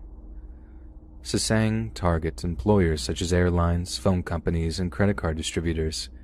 In 2017, Brave Entertainment, home of solo artist Samuel, dismissed 2 staff members for Sasang behavior that included following other artists and communicating personal information about Samuel in return for cash from other Sasang. There are also so-called Sasang taxis. These are cab drivers who offer to drive Sasang fans around, following their idols to their scheduled activities or personal appointments. Such taxis charge an average of $600 a day and will follow an idol or group for the entirety as long as a fan wishes, sometimes exceeding speed limits and breaking other traffic rules. Drivers of such taxis may wait outside venues for customers wishing to follow their idols as they leave whatever venue they've been performing in. Such methods, costly in terms of both time and money, have resulted in Sasang fans missing or dropping out of school, sleeping in internet cafes, or turning to selling their bodies to cover the expensive costs of their Sasang-related activities. The Korean media has reported that Sasang fans are often people who begin as regular fans, but go on to obsessively devote their personal and social lives to the quest of standing out, or become closer to an idol or celebrity.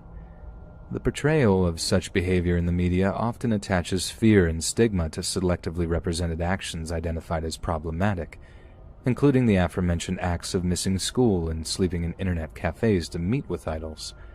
Typical media reports of Sasang behavior focus on an instance or instances of socially disruptive fan activity and include criticism from sources including average fans, industry representatives, and other figures whose social standing lends moral weight to the negative coverage. One such case involves a Korean girl who committed acts of fraud by selling exclusive items that she never intended to send. Her reasoning was that she needed the money to continue her obsessive but expensive activities. Fans of K-pop are often quick to point out the differences between regular fandom and behavior said to characterize a Sasang fan. A Sasang fan's identity is often represented in mass and social media using terms that carry negative connotations and express extremes, such as crazed, abnormal, psychotic, or disturbing. Back in November of 2009, a Sasang fan of boy band 2PM posted writing in what appeared to be blood, later confirmed to be menstrual blood, as proof of her complete adulation for the group. This worryingly obsessive behavior toward the celebrity led to criticism of her actions, including from other 2PM fans and the band itself.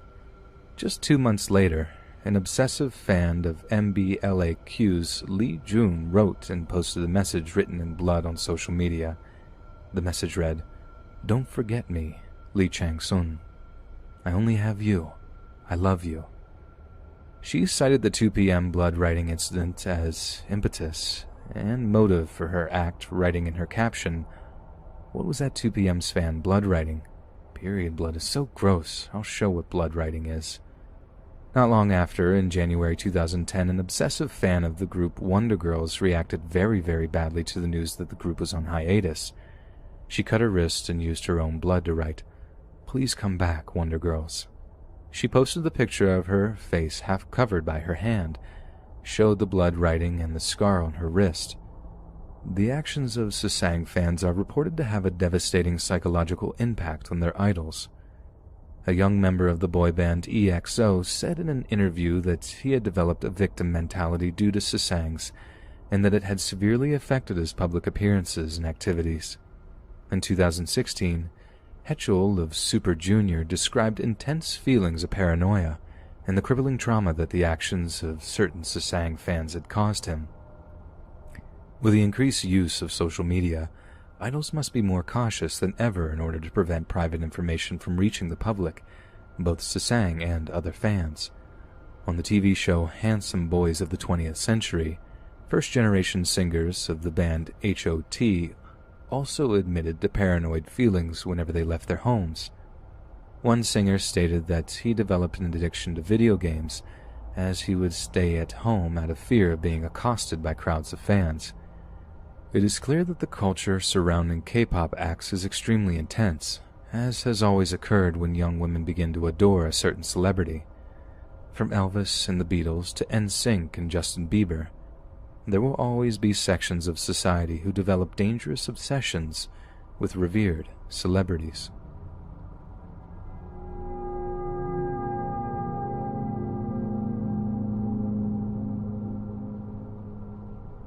Born in 1972 in Quebec, Genevieve Sabarin is an actress who mostly worked on low-budget commercials in her native Canada. But the actress also had smaller roles in movies like Swindle, Eternal, and even Eddie Murphy's Pluto Nash from 2002. But Miss Sabarin is perhaps most famous for something considerably more sinister. Sabarin was a unit publicist for the ill-conceived sci-fi comedy Pluto Nash, starring Eddie Murphy, in which actor Alec Baldwin made an uncredited cameo appearance as the character MZM. The two then attended a private dinner meeting almost a decade later in 2010. Baldwin was working in Montreal, shooting his latest movie, when he was asked by a friend to meet with Miss Sabarin. He claimed that the meeting was simply to give Miss Sabarin career advice, but she later asserted the pair then drove to a nearby hotel where they'd engage in intimate relations. In the aftermath of the so-called business meeting, Miss Sabarin is then alleged to have later bombarded Alec Baldwin with phone calls and emails, in most of which she attempted to urge Baldwin to leave his wife for her, before planning a Caribbean wedding.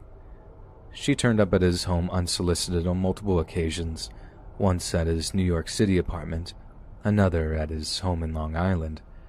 She also made a surprise visit to an event Baldwin was part of at the local Lincoln Center in another apparently attempt to communicate with him. She has previously claimed via a lawyer that she was only ever attempting to determine face-to-face whether her amorous feelings for Mr. Baldwin were shared by him.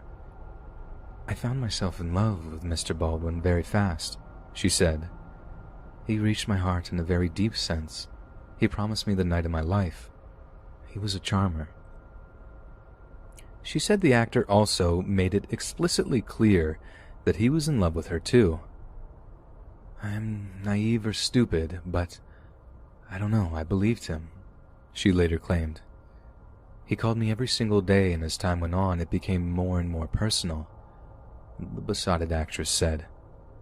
"He would call me later and later, and the conversation would go longer and longer." In April 2012, Sabarin was finally arrested for stalking after sending Mr. Baldwin's wife abusive messages via social media.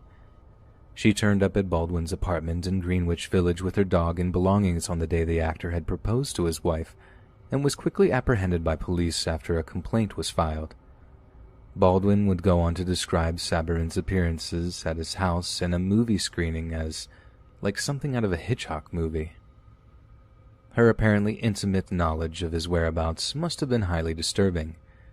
During the trial, Miss Sabarin would repeatedly jeer or heckle Baldwin as he testified before the court.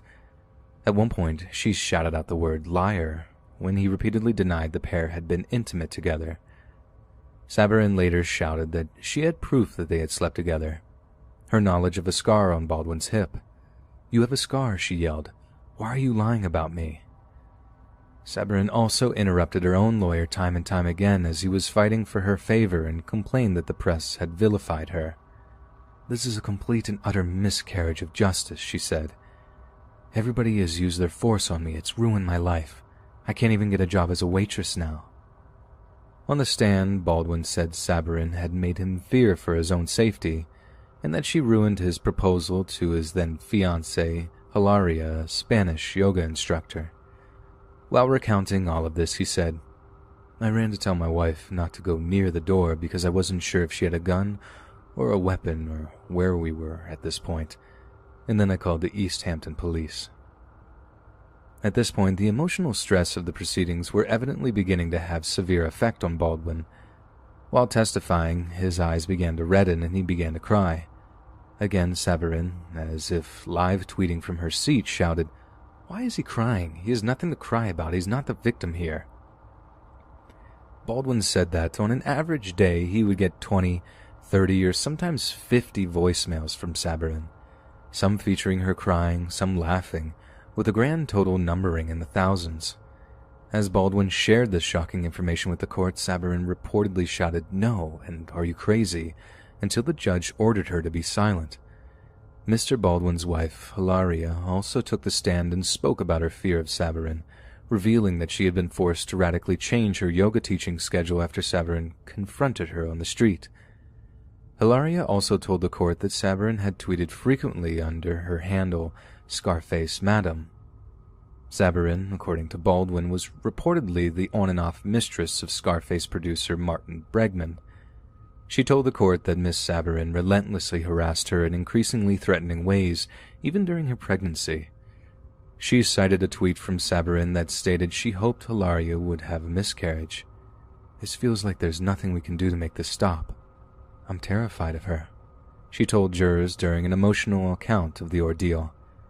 At one point, as a direct result of all her interruptions, Genevieve Sabarin was escorted out of the courtroom by her lawyer and bailiffs after the judge threatened to hold her in contempt of court. Tensions remained high for the entire trial.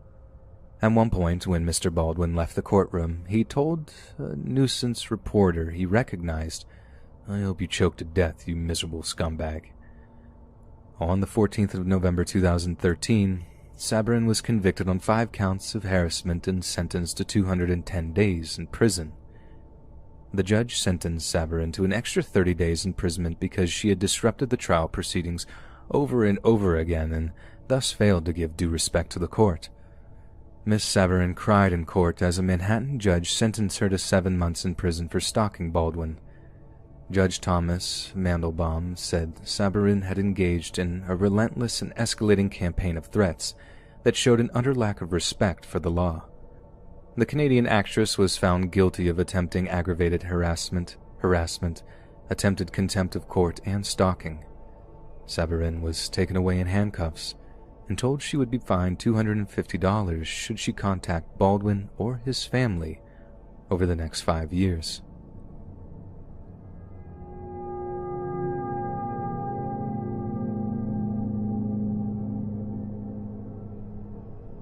Shirley Jane Turner was born on January 28, 1961, daughter of an American serviceman and a Canadian woman he'd met while on leave.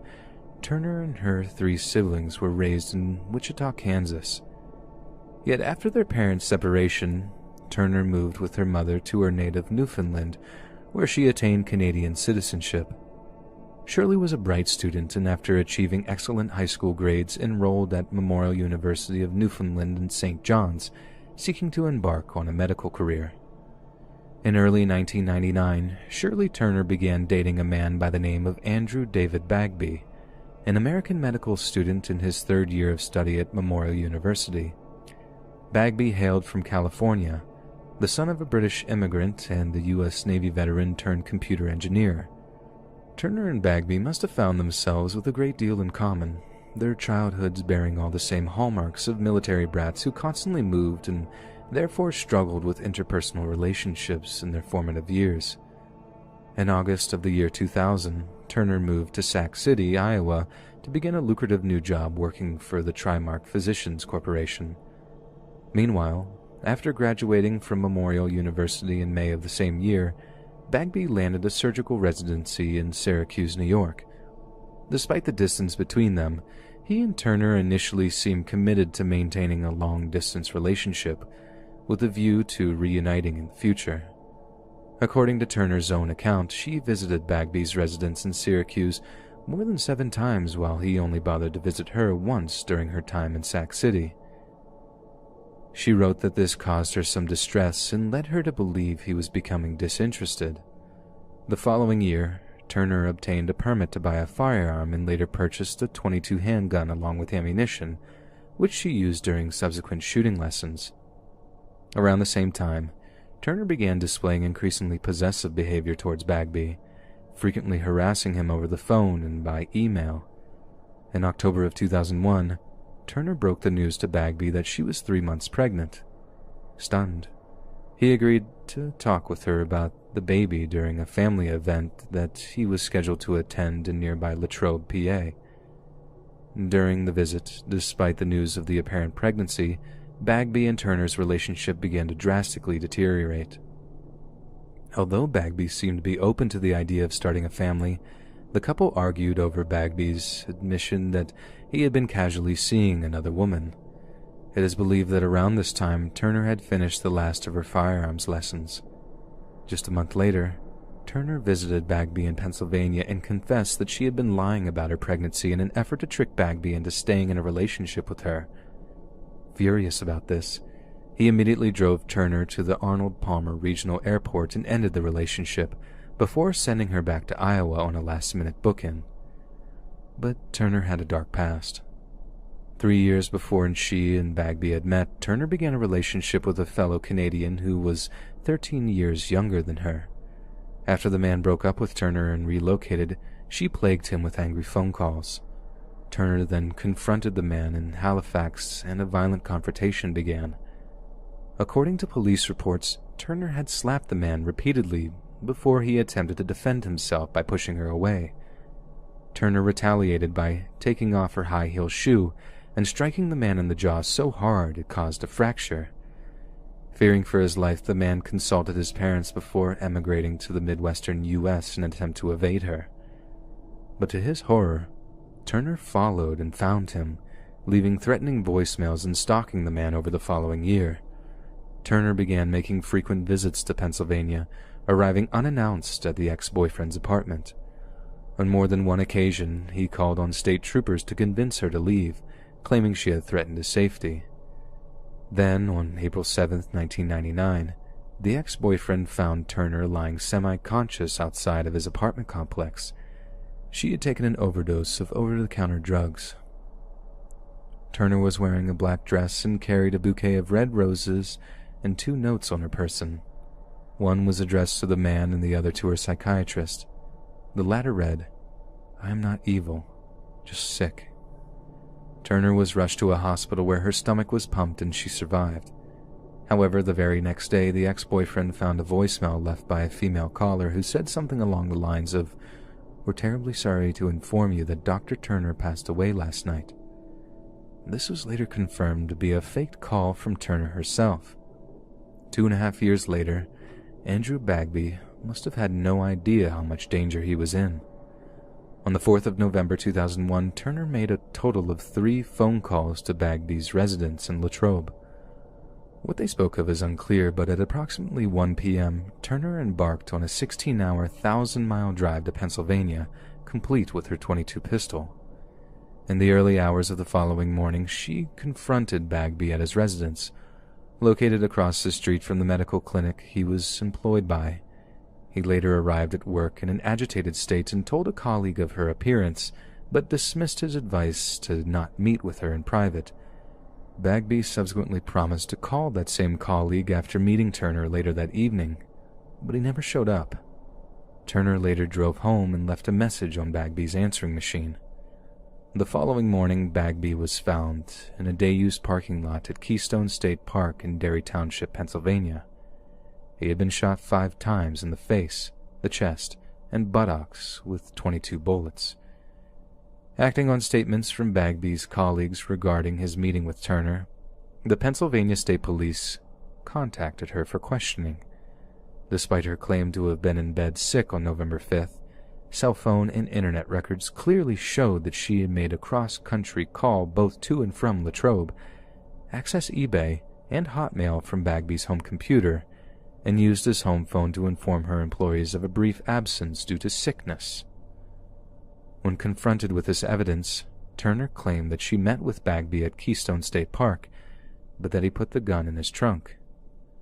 Turner alternately told her shooting instructor that her gun had been stolen. Investigators interviewed Turner's shooting instructor, who explained that her handgun was faulty and had ejected live rounds during some of her lessons. This was consistent with an unspent round recovered near Bagby's body. Later, a hiker traveling through the park reported seeing Bagby's Toyota Corolla parked next to Turner's own vehicle, just 10 minutes after Bagby made his last phone call to Simpson. The residents later saw the Corolla parked alone the following morning. The lot number on a box of condoms found in Turner's Council Bluffs apartment matched a box purchased by Bagby and Latrobe on the night of the breakup. Also in Turner's apartment were MapQuest printouts for road directions to Latrobe. Despite the evidence gathered, Turner had fled the country by the time authorities obtained a warrant for her arrest. But to her horror, upon arrival in Canada, she discovered that she was in fact pregnant with Andrew Bagby's child. On Independence Day 2003, Shirley Turner met a young man at a bar in St. John's. The pair dated and were intimate on 2 occasions afterwards.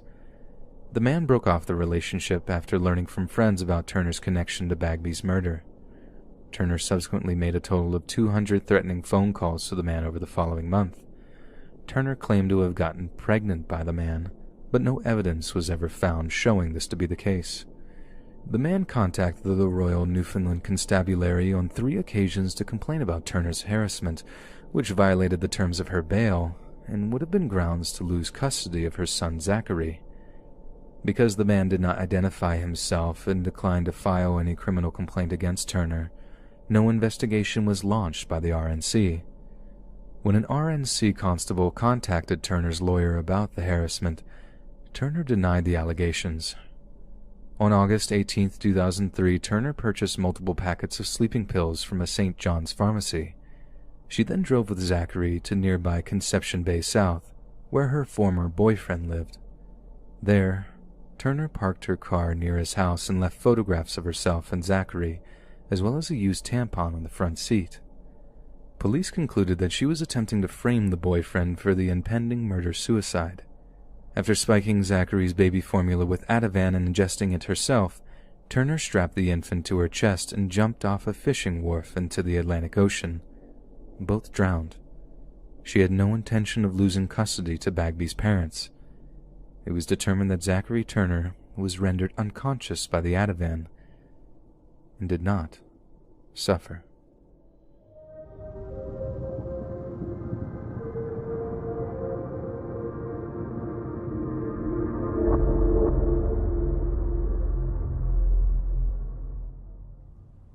When I was 19, I moved from Oregon to Florida to be with my boyfriend at the time.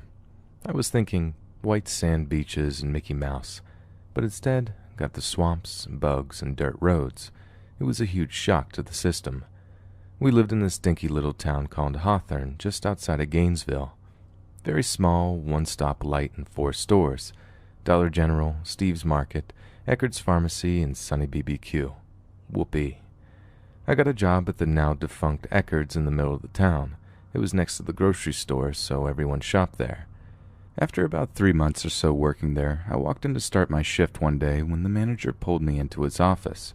Laid out on his desk was about 30 to 40 open letters, all addressed by hand, to me. "Do you know this person?" my manager asked. No, I thought to myself. Read one. So I picked the cheerful yellow one. Inside were 2 handwritten letters and a magazine cut out of a woman with long blonde hair, just like me. As the Eckerd manager watched on, I read the letter. I skipped around a lot of confusion, desperately trying to find out why I'm in this room. From what I read, it was mostly someone imagining what spending time with me would be like.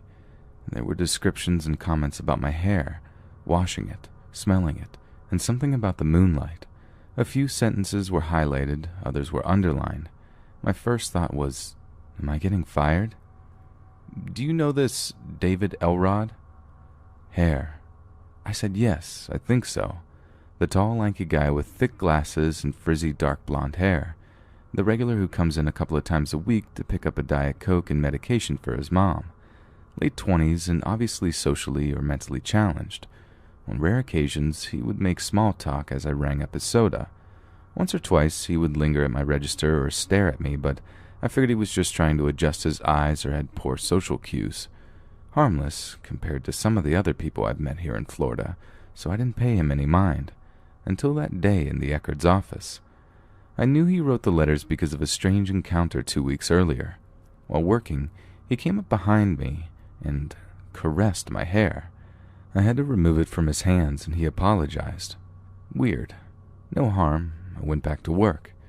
After telling my manager this, he informed me that the customer was going to be banned from the store, and I was being sent home while they worked out the details. What details?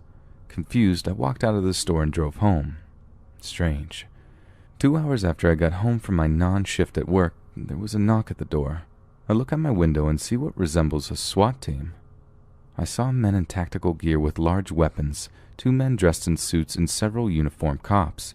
In what seemed like slow motion at the time I opened the door. A female officer holds up a few oddly familiar letters. "Can we come in and talk to you about these?" Realizing everyone in town had read the letters, I wanted to pass out. I don't even know the guy. We have a seat on my couch and she begins to speak. Out of the corner of my eye, I see my boyfriend shooting me dirty looks from the bedroom. The female officer mentions getting the letters from Eckerd's and attempting to issue a trespassing notice. They wanted to speak to him directly, she says, because her whole department is aware of David.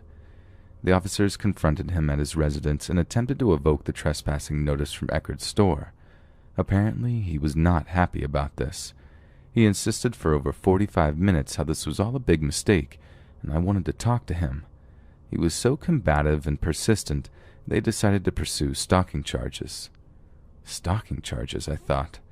She continues. You need to be aware that David killed and partially dismembered his mother when he was 12 years old. He was released from a juvenile psychiatric facility less than 4 years ago. Diet Coke. We found disturbing materials at his house, she continued. We believe he's been stalking you. My mind kept wondering. This is my mom's favorite drink, he would say. David was arrested the next day for stalking after he was found in the Eckerd's parking lot, but the last official word was he went back to the psychiatric hospital, at least temporarily. I didn't have the chance to read the letters in full before they were entered into some vault of evidence, nor did they explain what they found at his house, so I never had the complete picture of what was happening. My boyfriend at the time was a huge idiot about the whole thing, so I moved back to Oregon a week later. Besides, who wants to hang around when Norman Bates is fixated on you?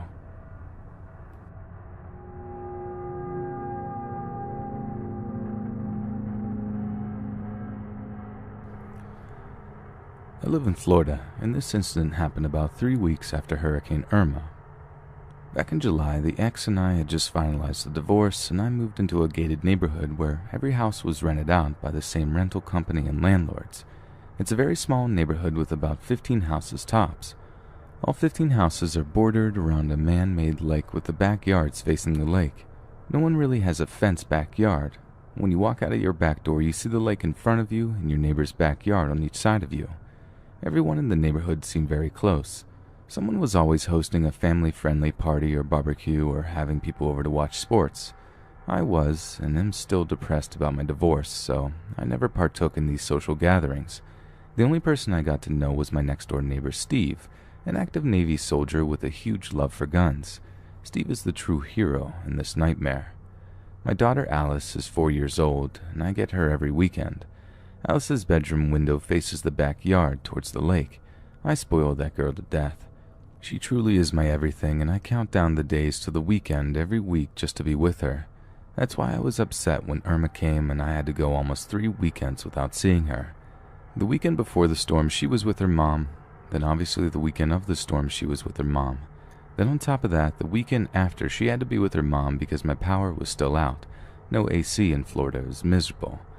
The humidity was so bad that week that I slept in my daughter's room the whole week because she was the only room with a window that faced the lake. I opened the window, exposing just the window screen, so the wind from the lake could cool the room as much as possible while I slept. Eventually the power comes back and Alice starts visiting me again like normal. That was when the nightmare started.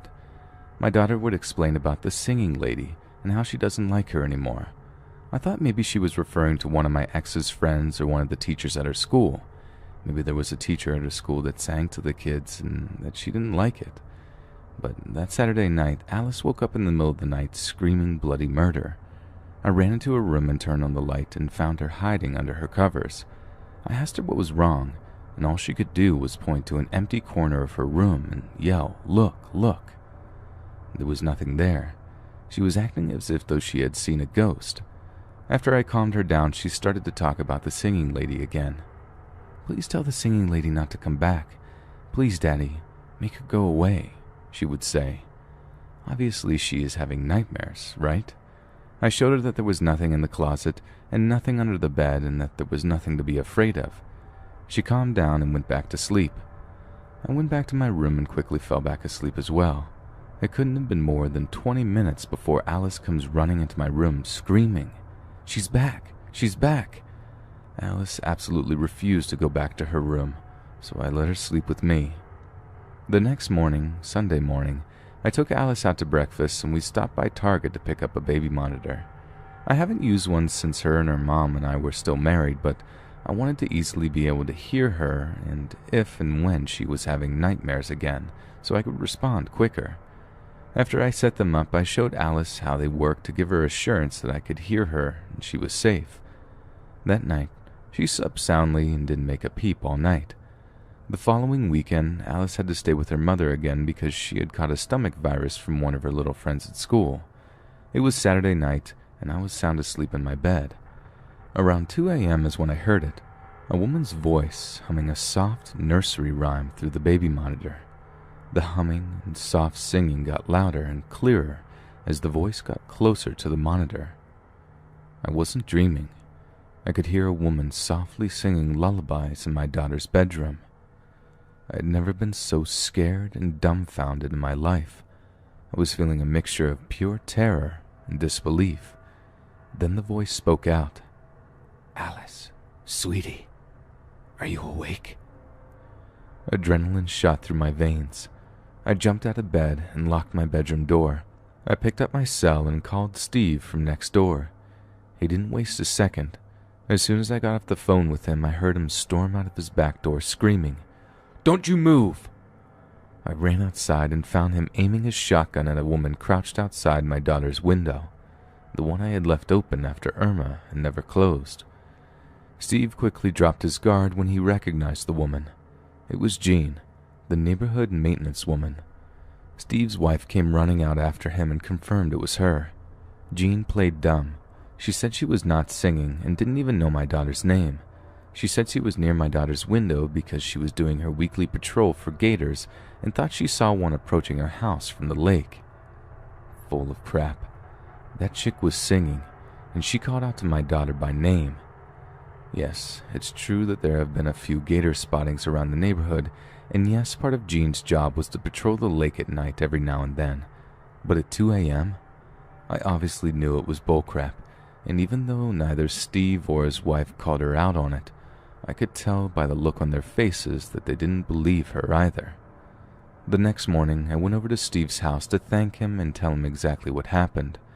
He told me Jean and her husband had been known to be a little cuckoo, but this is by far the craziest thing to have happened so far. Steve helped me install metal bars on Alice's window that afternoon.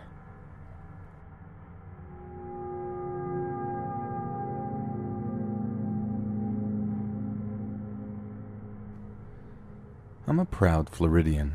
At the time of this story, in the early 2000s, I was going to college in South Florida and lived with my family in my hometown in the Florida Panhandle.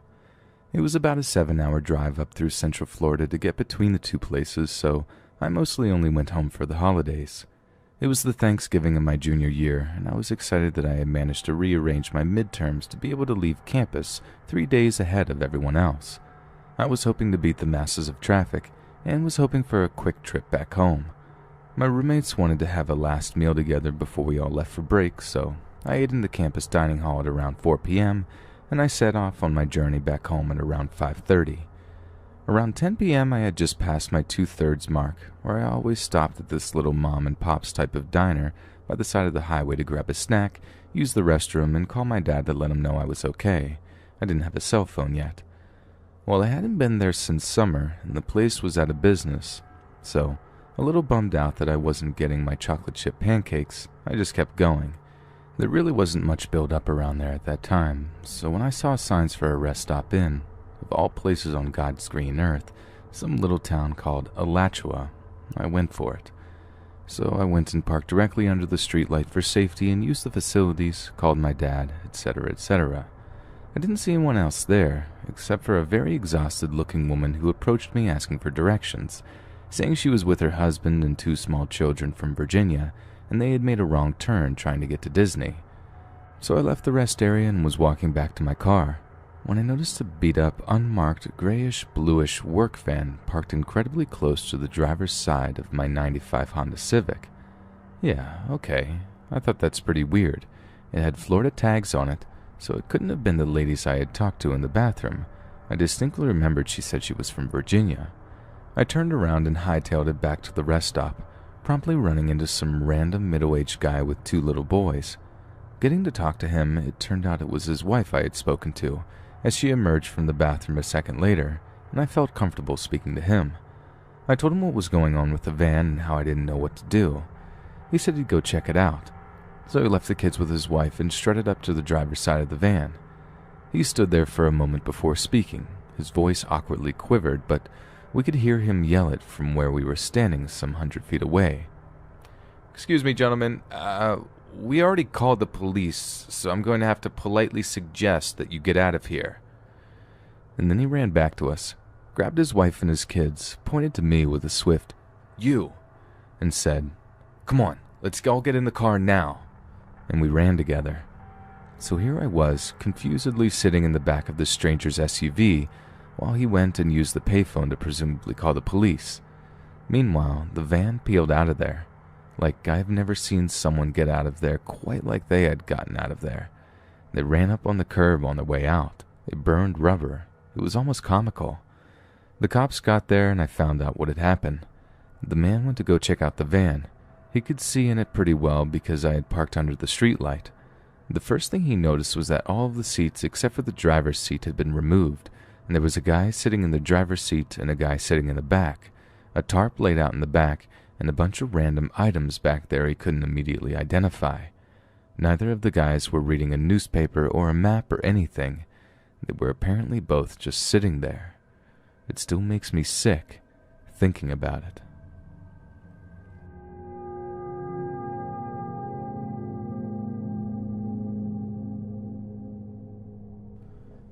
I was around 5 or 6 when this happened, and although some things are a little hard to recall, please forgive me as I attempt to translate memories of my childhood self along with what my mother and sister have told me, since the terror instilled in me from this ordeal still remains.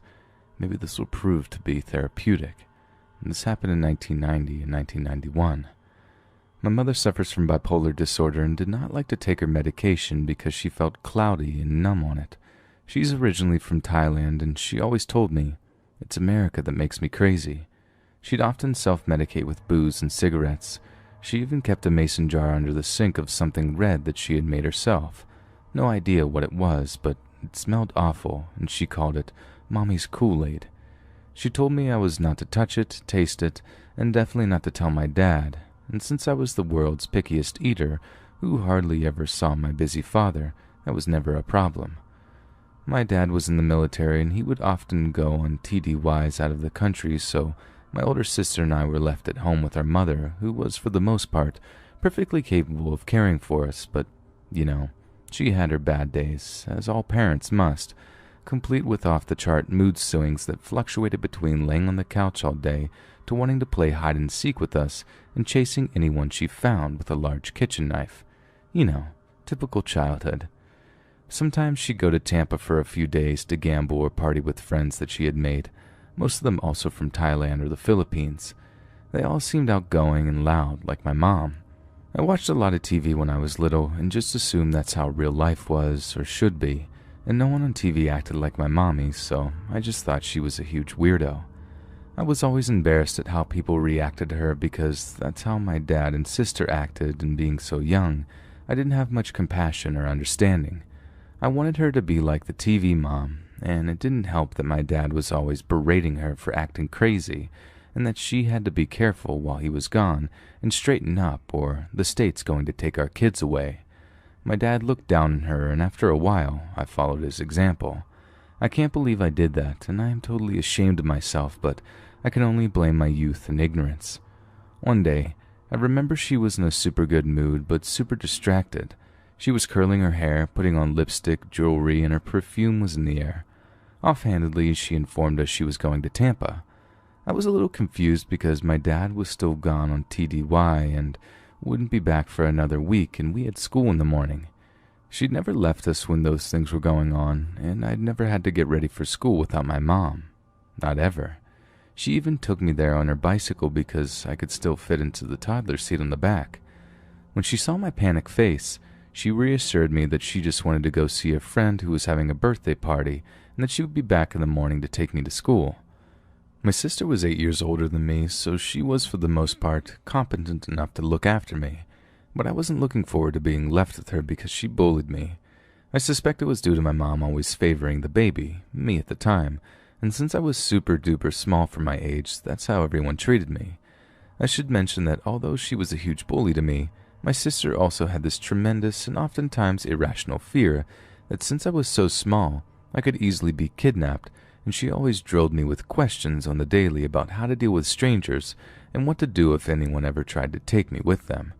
She'd even have mock drills where she'd pretend to be a stranger by wearing this awful latex mask that I hated and making me run while timing me with her stopwatch and making me do it all over if I was too slow, or tricking me and popping out of nowhere saying stuff like, "Congratulations, you're kidnapped." It was ridiculous, and I hated feeling like I always had to watch my back. I learned later on in my life she did this because she and my mom had to thwart two would-be kidnappers on 2 separate occasions. So anyways, my mom drove away to Tampa, and my sister watched TV while I played with my pound puppies. It wasn't as bad as I thought it would be. No tricks and teasing. I didn't even give her any tood when she told me to go to bed. I always slept with my closet light on and my pound puppies. After positioning them all around my pillow, I settled into bed and fell asleep. I awoke suddenly because I was being shaken roughly awake by my sister, who was hissing my name through gritted teeth. I was so confused. What time was it? Had it only been a few minutes or hours since I'd come to bed? My mom always woke me up for school, but I had a clock radio by my bed that read 6-something, and although my window shades were down, I could see traces of soft blue pre-dawn. My sister pulled me out of bed and whispered furiously for me to get dressed. I was completely dismayed. Where was Mom? Why was my sister whispering? Why was she so mad? I would soon learn later she wasn't mad. She was terrified. She got down on her knees so that her face was about an inch away from mine and looked right into my eyes and whispered as calmly as she could, "There's a man sleeping on the couch. I'm going to take you downstairs, and I want you to run through the backyard and go to Kathy's, our neighbor, and have her take you to school." Great.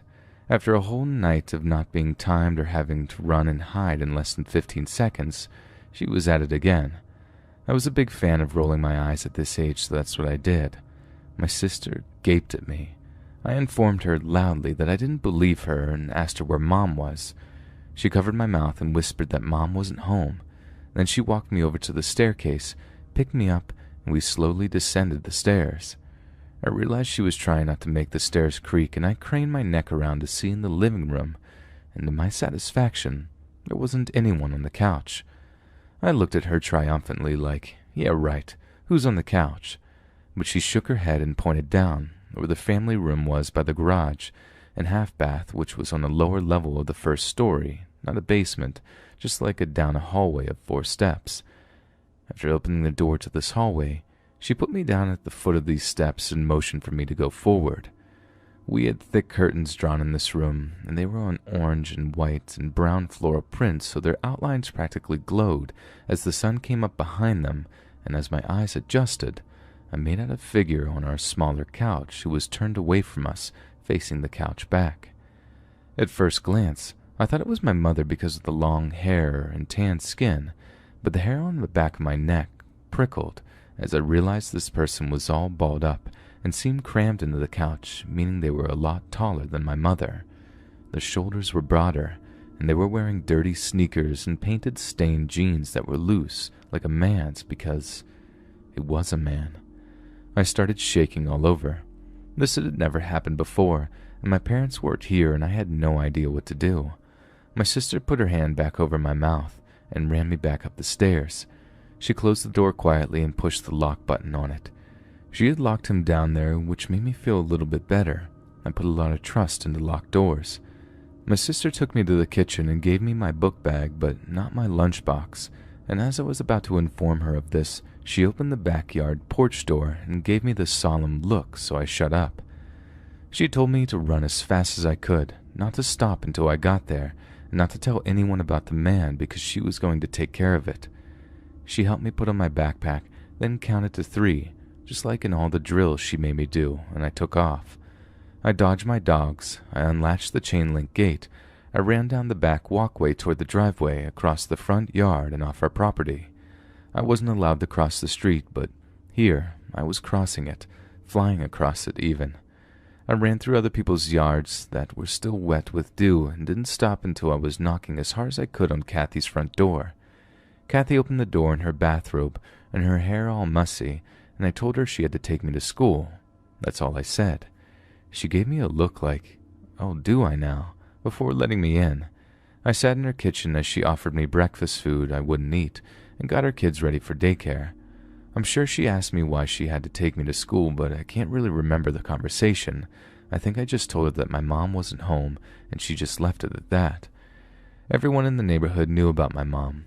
Mostly she was always out in the yard gardening and being super friendly, but they all had to take care of my sister and I at some point, just like my mom would take care of their kids when they went out to run errands. This was the only time in my life I felt like neighbors were just automatic friends. I went to school and didn't have lunch, so the receptionist gave me a quarter to buy PB&J and milk, which I didn't eat or drink, but knew I had to take so the school wouldn't look like they weren't taking care of me. Once I was talking with my friends, all recollection of the events of that morning faded from my mind. It wasn't until after school that I remembered everything because I didn't see my mom's van waiting for me. I didn't see her on her bike or waving an umbrella at me. I didn't see Kathy or my sister or anyone that was there for me. I stood there looking and thinking I could probably walk home, but I was terrified of having to do that simply because I never had, but more because I was always told that I wasn't supposed to. There was a boy in my class with white blonde hair who lived in my neighborhood, and he was staring at me. I felt uncomfortable and turned away, trying to look like I belonged there, and that everything was okay, but I caught the attention of his father, who had been helping his younger kids onto their bicycles. "Honey, where's your mommy?" he asked me. I didn't want to lie, but I also didn't want to confess that I didn't know. I didn't want them to know about all the weird stuff that was happening because if they told other people or my teacher or the police, I didn't want my mom to get in trouble, and I didn't want to get in trouble either. "Do you want to walk with us? She lives close, right?" He asked his son, who nodded. He made his son walk his bike and keep pace with me while we watched his younger kids. I think this kid asked me where my mom was, but I don't know what I told him, or if I told him anything because I knew his dad was listening. I think I said that my sister was supposed to come get me so the issue would be minimized to an irresponsible older sibling and not all-out parental abandonment. I think children that are raised around the threat of impending instability are quick on their feet with responses like that, or they just play dumb. Once we got to my house, I ran up the driveway as the father watched, waiting to have responsibility relinquished, but I noticed with sinking stomach that the garage was down, which meant my mom's van was not in it, which meant my mom was not there. I froze, fearing discovery, wondering if I could just wave goodbye and go to the backyard and sit in my playhouse, but almost as if by magic, I saw my sister turn in the driveway on her bicycle. The dad gave her major disapproving side-eye, and they talked a bit, and then he smiled at me and they all waved goodbye. She ran up to me and grabbed my hand, so I followed her up the walkway towards the stairs of our front porch and went into our house. I asked her if the man was still here, and she said no. She told me after she saw that I made it to the neighbors, she went back down to the family room with the biggest knife she could find. She kicked the cushions to wake the guy up and yelled, "Who are you? And what are you doing in my house?" And he, seeing her towering above him with this knife and being super disoriented, probably hungover, screamed in bloody terror and cowered behind some pillows. "I'm a friend of your mom's," he told her. She told me to look after you. I folded the clothes. I folded the clothes. My sister then pointed the knife at him and told him to get up slowly. She waved it at his face and told him to get out, which he was only too happy to do. He managed to unlock and pull open the sliding door in the family room, which we never used because it was too hard for anyone but my father to shut all the way, and she said the dogs jumped on him, trying to be friendly. Spaniels love everyone, the dummies. But he just thought that they were going to attack him, so he picked up the pace as he climbed over the chain-link fence and disappeared. After locking everything up, so she thought, my sister said the phone rang and it was our mother. She said Mom sounded drunk and asked her if we met her friend, and my sister flipped out on her. Our mother could not understand why she was so upset and explained that she was driving a few friends home when they met a real live Seminole walking down the road as they pulled over and harassed him long enough to find out he didn't have a place to stay that night. So being in a super good mood, since she loves making new friends, my mom told him he could stay at her house, but he had to fold some laundry and watch her kids so she could stay out and keep partying, and he agreed. She let him in through the garage, told him where to find the basket of laundry, which I do recall seeing neatly folded by the couch in the family room, and told him there's some beers in the fridge, but not to go up to the second story. My sister said it like she said, "Well, I told him not to go upstairs," like that ensured our safety or something. I wish I could end the story on a happy note because that right there seems like a great place to end it. It's kind of light and funny even, but sadly no. That weekend, my sister asked to sleep over at a friend's house and my mom let her. She always let us do stuff like that, and she was always being extra nice to us, I guess because of what happened earlier that week.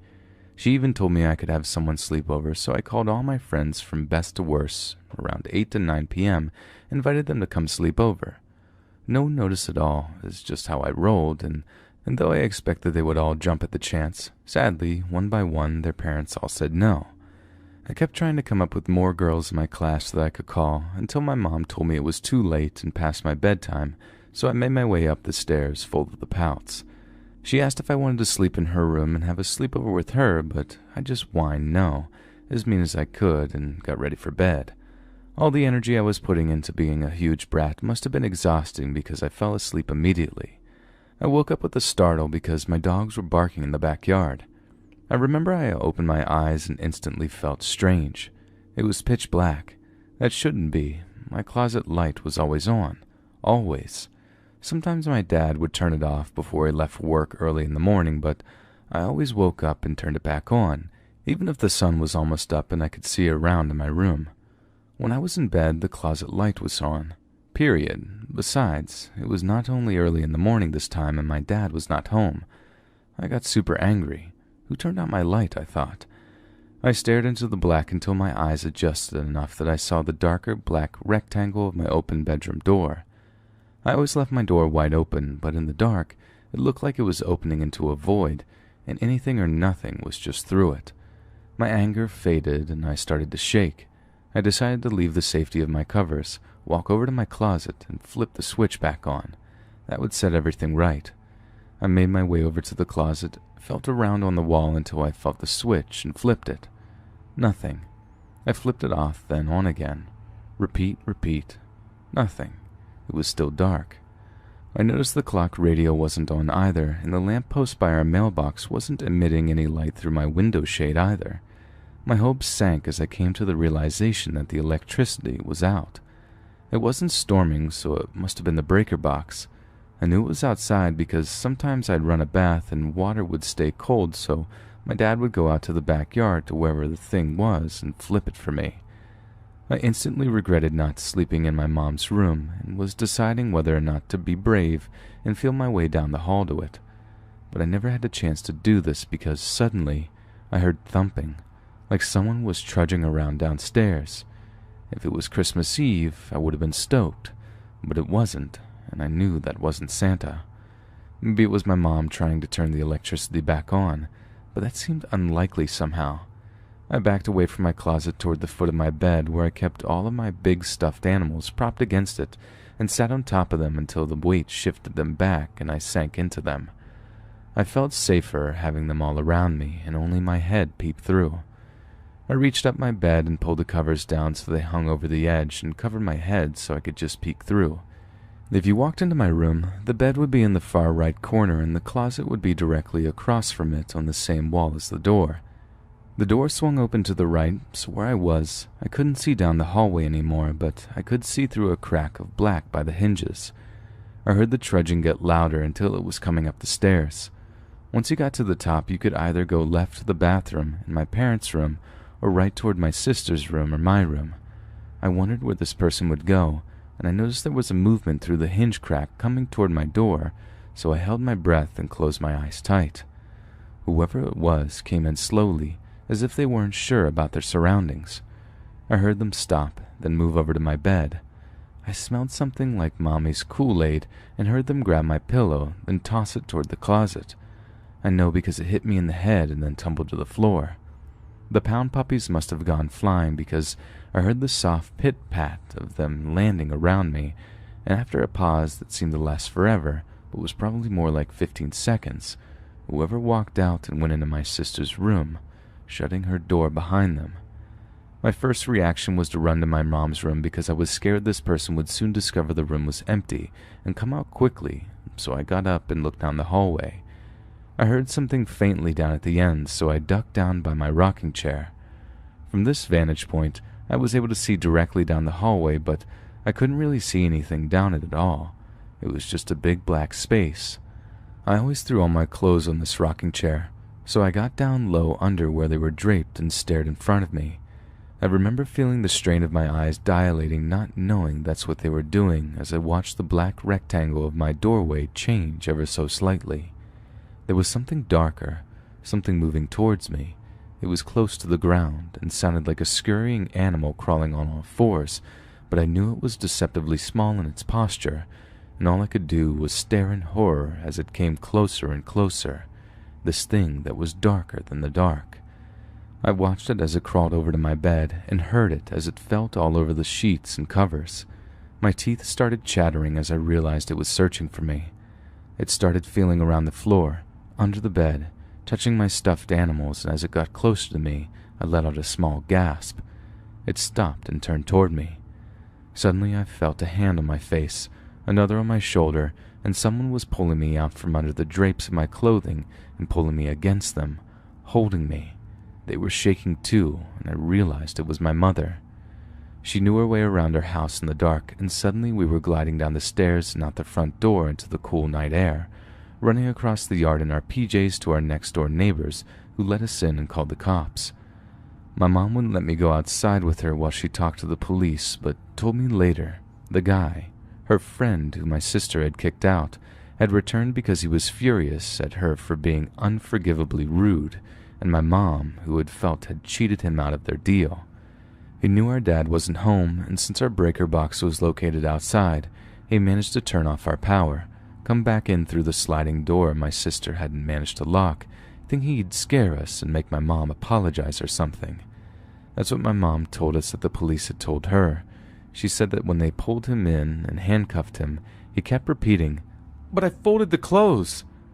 She still to this day tries to make it into a joke by imitating him when my sis and I cringe, although lately I find myself wanting to laugh with her. Maybe someday I will. I'm thankful that no one was hurt and that my dad installed a security system and got a breaker box lock, but unfortunately afterwards he hospitalized my mom and told her she had to take her medication every day or he'd leave her in there. She agreed, but they ended up divorced 5 years later, and it took my entire childhood before I could understand and forgive them. I'm still working on learning how to forgive myself, but I imagine a lot of people are in the same boat as me. Looking back on that time now, I'm just so relieved my sister wasn't home because who knows what that guy had planned.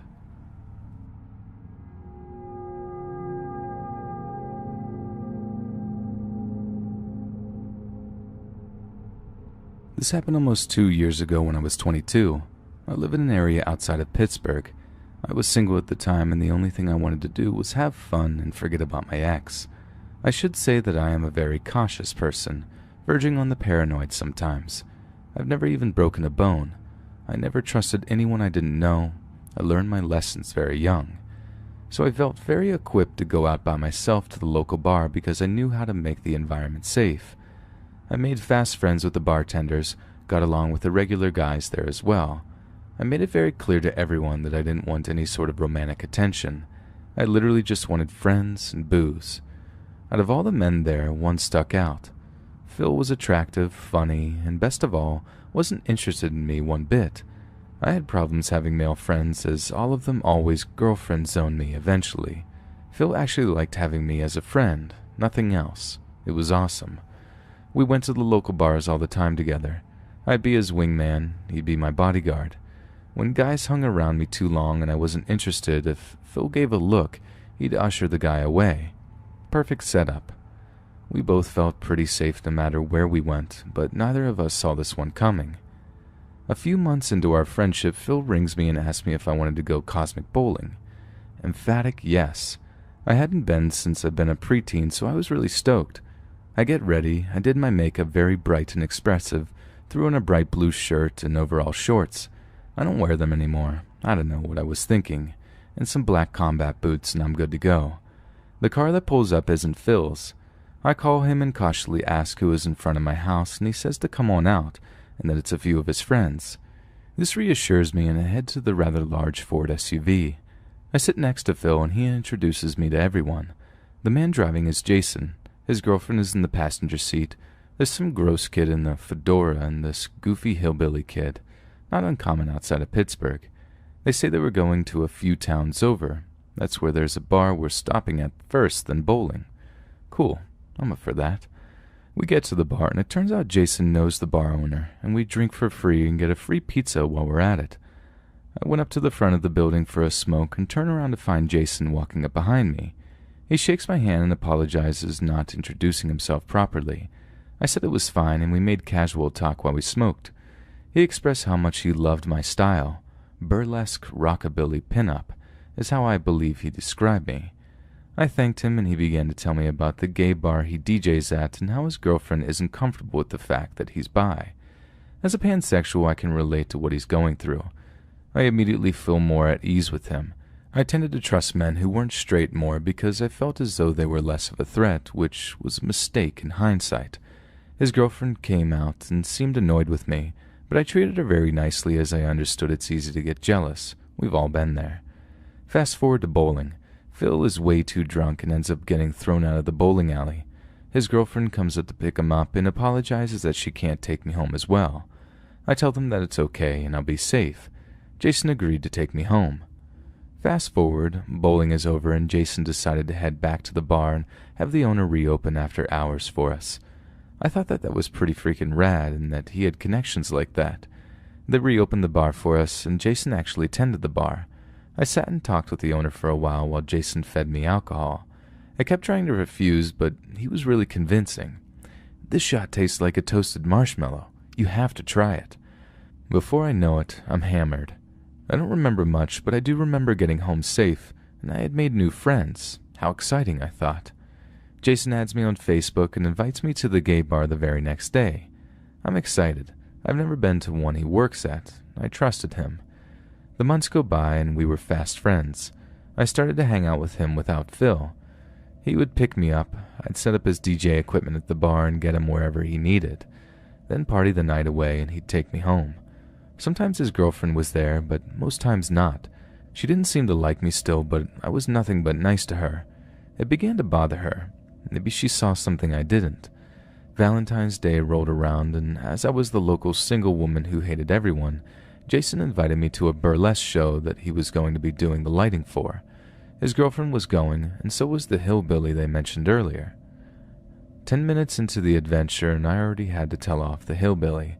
Just because it's Valentine's Day and you are single and going to the same club as I am, does not a date make. The show happens, it's long, and eventually I get bored and head to the bar. Jason's girlfriend comes up to me and is silent. She buys 2 shots of tequila and hands me one. She clinks my glass and says, "Good luck," and we take our shots. I realized what she had said as she walked away and thought it was odd. The hillbilly drives me home.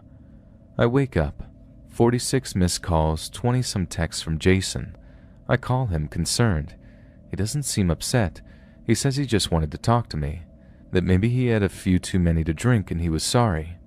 Okay, I guess. No big deal. He wanted me to come help him take the lights out of the club. I agreed. He picked me up and something seemed off, but I couldn't place it. His face looked haggard. He talked like his emotions were stretched too thin. We get to the club and it's locked. He called the owners and they said they'd be there soon, within the hour. He seems very agitated and doesn't even want to get out of the car to walk around at the shops. He then ignores my attempt at conversation and calls someone on the phone, an EMT whom he's acquainted with. He's asking him for things to steal from the ambulance. It started off innocent enough. Gauze, bandages, tongue depressors, and eventually, "Do you still have that leather restraints for mental patients? Do you guys have scalpels on the ambulance? One of those big needles, like the huge syringes? What about those pads that soak up fluid, like to put under a patient when they're bleeding, the full body ones?" The phone was on speaker. I could hear the tension in the man's voice. He told him no to each request and was getting more and more nervous as this bizarre back and forth continued. Eventually the man hung up on Jason. I sat there trying not to seem conspicuous, and he screamed in my face, "What is your problem now?" I smiled and said nothing was wrong, trying to diffuse whatever was going on with my friend. He laughed nervously and apologized. Said he had a rough Valentine's Day and he was trying to get stuff for his friend's performance art piece and wasn't having any luck. I trusted him. After we took down the equipment, he took me to the gay bar and one of the male strippers took a liking to me. Long story short, I may or may not have had made a poor life choice that night. Anyway, the bar closes and Jason isn't talking to me. We get in his car and drive a little down the road and he explodes. "How could you do that to me? Alice, how could you?" He started to cry, swerving all over the road. "Don't you have any respect?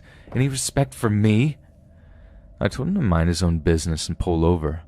I'm walking home and he follows me, and I'm calling the police. I took out my phone and dialed 911 but didn't press send. Everything finally made sense that this was not a person who was my friend, and it's time to be strong and fight. He pulls over and lets me out, silently, and drives off. I call my father for a ride and he picks me up and asks what happened. I'm not a personal human. I'm not good at sharing. I only told my father that if a man with awful sideburns shows up at our door, bring a gun. Fast forward, I went to another bar with Phil. He was very protective of me after the incident, never leaving me out of sight for long. I walked to the bathroom, which was down a dark hall at this particular establishment, and felt someone latch onto my arm. Jason. Internally, I was furious and scared, but on the outside I did my best to remain calm. He looked dead inside, nothing in his eyes, just blank. "I left Chrissy for you, Alice, I did. You did this to me, but that's okay, really, because we're going to be fine. You can also sleep with whoever you want. I know how you are, so it doesn't matter if it's girls or guys or what. I'm sorry. I let it get to me before. You're so amazing, I don't want to lose you. It's okay, it is. You can treat me like garbage if you have to, if that's what makes you happy. We're going to be together now, yes. You're perfect. I've always liked winter weddings." I let my rage get the better of me, and with as much venom in my voice as I could manage, I snarled, "No, I'm not your girlfriend. I'm not, never have been, never will be attracted to you. You need to let go of me now, you pathetic little worm." He blinked and squeezed tighter and began to drag me towards the car. "We're going to Florida now, and there's nothing you're going to be able to do about it." The next thing I know, I fall to the ground with him, and he let go. Phil was on top of him, beating the crap out of him. After he was satisfied, he took him by the shirt and dragged him out the door. A bartender helped me up. A few guys gathered around me and tried talking to me to calm me down. Some even apologized that they didn't see the confrontation in the hall go down. I didn't call the police because I wasn't thinking straight and didn't want Phil to get in trouble for beating him within an inch of his life. I don't know what his plans were with me down in Florida, but needless to say, I don't go out much anymore.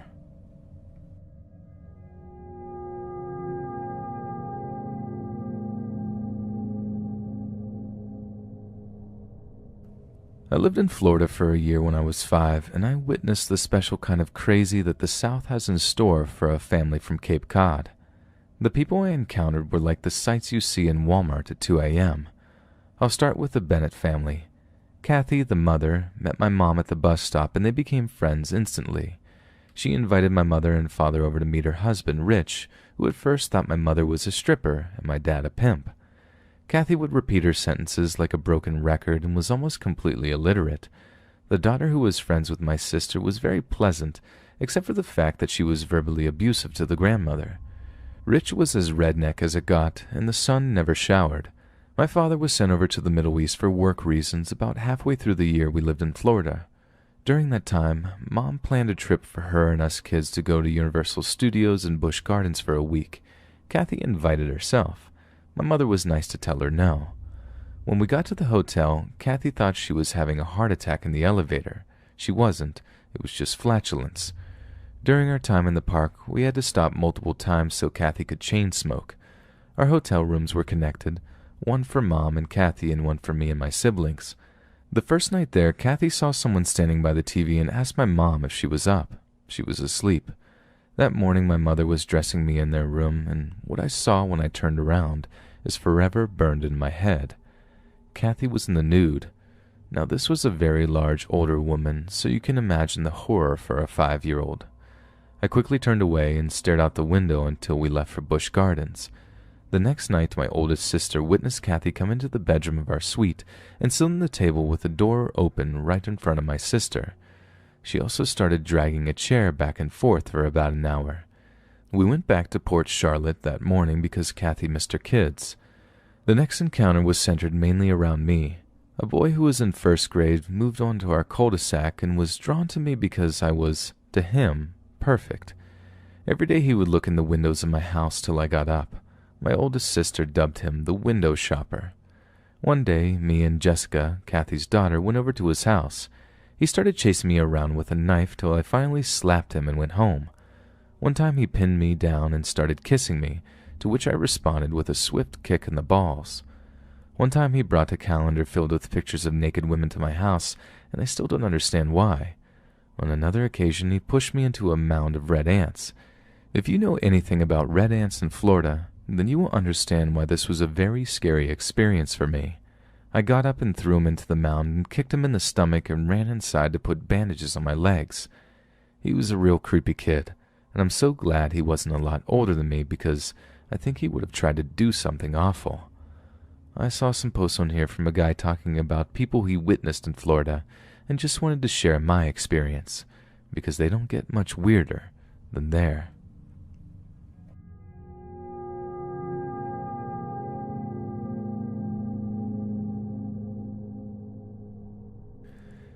I was walking down the main street through Destin, Florida. Bright sunny day, me in a mini dress and flats and a jacket. Hey, this is Florida. This shouldn't be this big of a deal, right?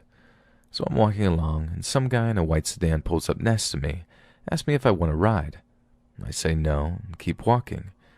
Next crosswalk, I cross the street because I can see that he has pulled in a few blocks down. I keep walking.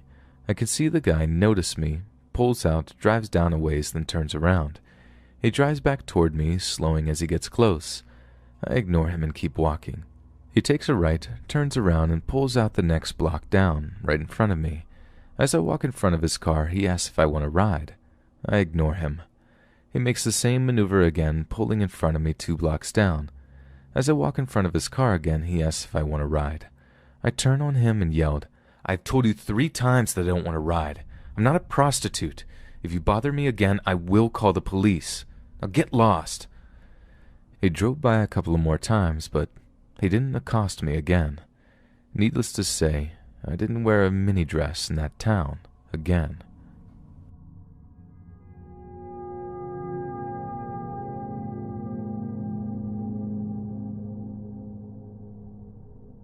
A couple of years ago, I was in our neighboring town. Our town is small, so if you need anything, you have to drive 30 miles to the city to get it there. Interstate 75 runs through the center of this town. While I was there, I stopped at a local sub shop to pick up lunch. As I was heading to my truck, I saw an older Lexus drive past, and a man put his seat down all the way. I didn't see his face much, but I saw his sleeved tattooed arm in the window.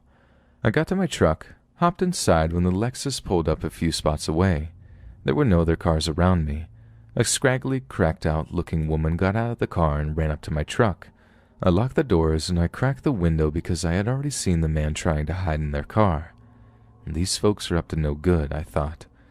The woman started talking 100 miles a minute.